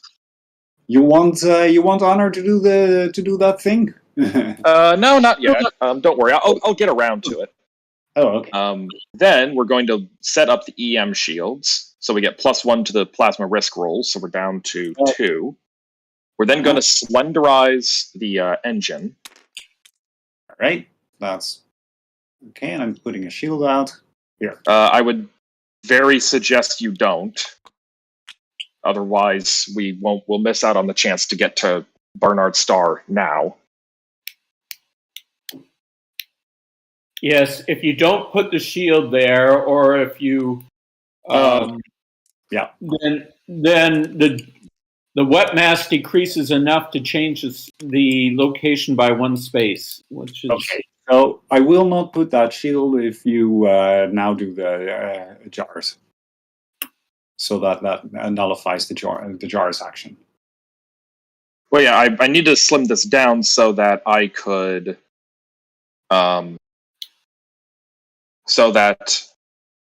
then hit the brakes and we arrive at Barnard Star. Yes, makes sense. We arrive at Barnard Star. I wanted to ask a rule thing here. As it states right now, the instant you reveal the little message, and there will be a message if it's not in this board you've got, that says, when revealed, either change the location of the fuel cylinder by 1 or the starship location by 1.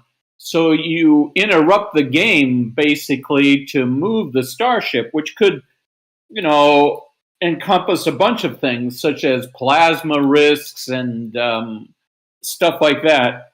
I'm curious to know if that's the right way to do it. Creates complexity, huh? It does create complexities, but discussions. at the same time, most of the stuff you run into, you can imagine just kind of resolves instantaneously. Like running into a plasma risk roll, you can just resolve right then. Yeah, sure. If you go into an LIC, you just erode, Yeah.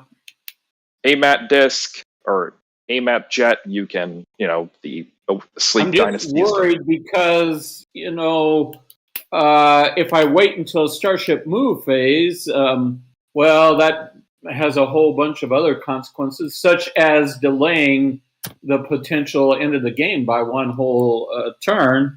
And also maybe you'll forget it because of stuff like that. If I resolve it immediately, it makes perhaps, I'm not sure, the commander's choice of order of doing things a little bit more tense, maybe. Yep, I kind of like that. Because I had to very carefully think about what order I exactly wanted to resolve this all in. Yeah, it's better to do now than later. So we roll for the flare star? Yep, and I roll with a +1. So as commander, I will roll my die. Too bad that Hanno is not there. Yeah, that would have been nice, but 3. 3 is all old cyborgs die. Hey, Arduino's dead. Your arch enemy. You managed. You did it. Yay! 3 cheers for the death of Arduino. And in that case, then I resolve ignition. Battery goes down to 1. We burn 1 step of fuel, and we're now at a dead stop around the planet.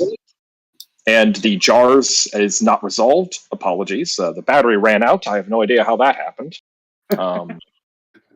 I have such nice plan to decant the Unity cyborg to remove. Obviously, that's why I was working on the shield.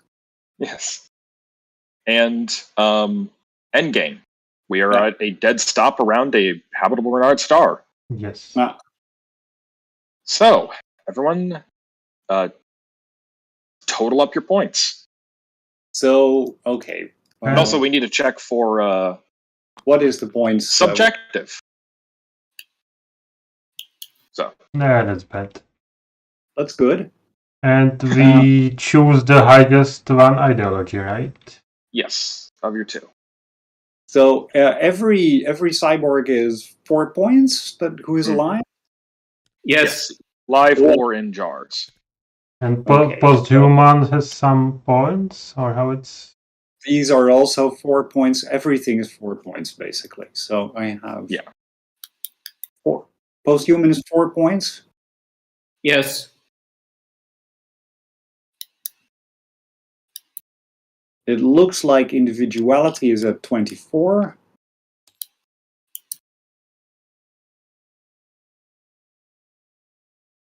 Honor is at 8. 7. 15. Now, should I add up these 2 scores? No. You only pick your highest one. Oh, okay.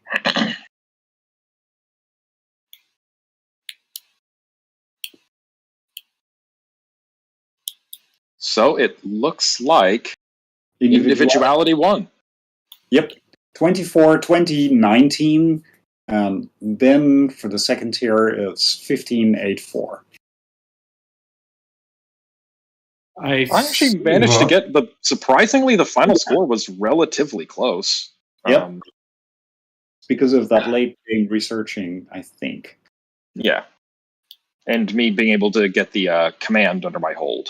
Because the command is also worth points? Yep. 4 points. Oh, Yeah. I forgot that. Yeah, so that negotiation was... yeah.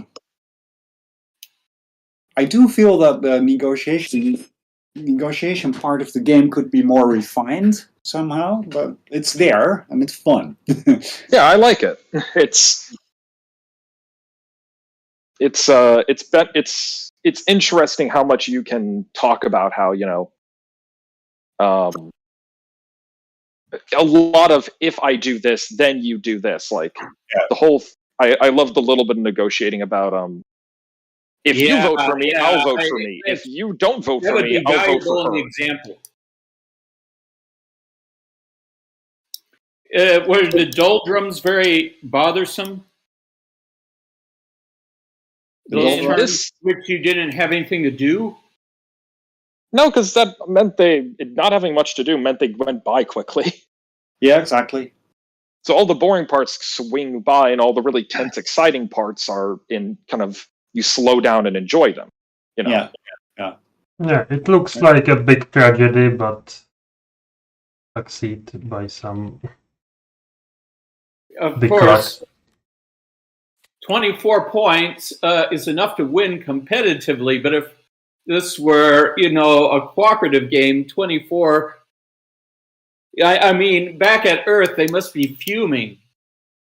Yeah. How many? If someone could total up, if someone would be willing to total up the total number of points, 44, 63, 71, 75, 90. Yeah, this is a minor loss. Immediate survival, but eventual exohuman extinction. So, we set up a somewhat functioning colony, individuality being the dominant ideology of this new world. But slowly it peters out, and all that is left is a statue of, I don't know. There's just a lot of really nice graffiti that says, "My name is Ozymandias, punk of punks." Right, but posthuman right next to it. Posthuman is immortal. I mean, so he just sits there waiting. Yes. Just slowly watching as all the rest of the cyborgs die off one by one, and just thinking, "Oh, this is going to be a really boring eternity, isn't it?" Yes, if you read Anne Rice vampire novels, she likes characters like that. Since vampires are immortal and they see everyone dying off, they lose the motivation to move around and just sort of sit in the sun and that sort of thing. Yeah. It also reminds me of toward the ending of the comic series Watchmen, where one of the superheroes is this character, Dr. Manhattan, who is basically an almost all-powerful superhero who can travel through time, alter elements. It's kind of an absurd level of power, and eventually he decides what he's going to do is just go to Mars and sit there and just wait for eternity to end. Alone. I see. Yeah. I see. Sirens of Titan was a bit like this too. Vonnegut. But at any rate, somebody's going to write this up, or? Yes, we did our little write-ups. I've lived less on the last couple of turns, but the most important decisions, I've written them up. We all have our considerations written down. Yes. Okay. Let's see.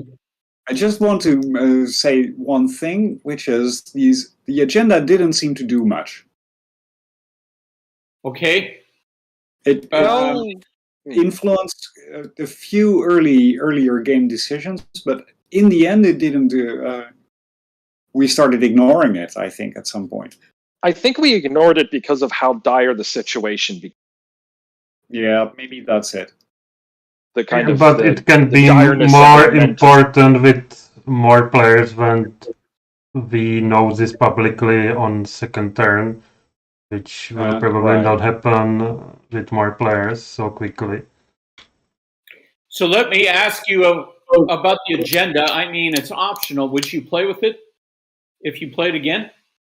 I would definitely play with it I think I would actually play with it even at a low player count because it increases the odds that the posthuman shows up. And for me, having a high chance the posthuman shows up makes the game a lot more tense and really avoids the milk run problem of just kind of kicking back and just coasting your way to the end.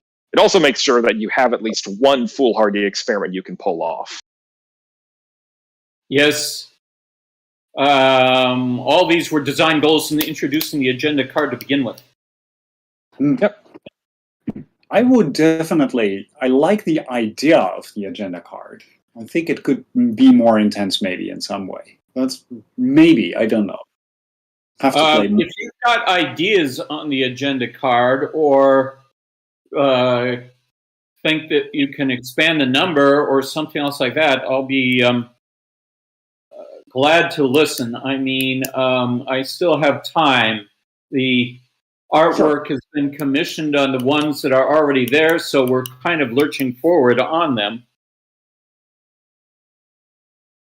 Yeah, well, if any ideas come up, I will definitely share them. Yeah. Right. Give it thoughts.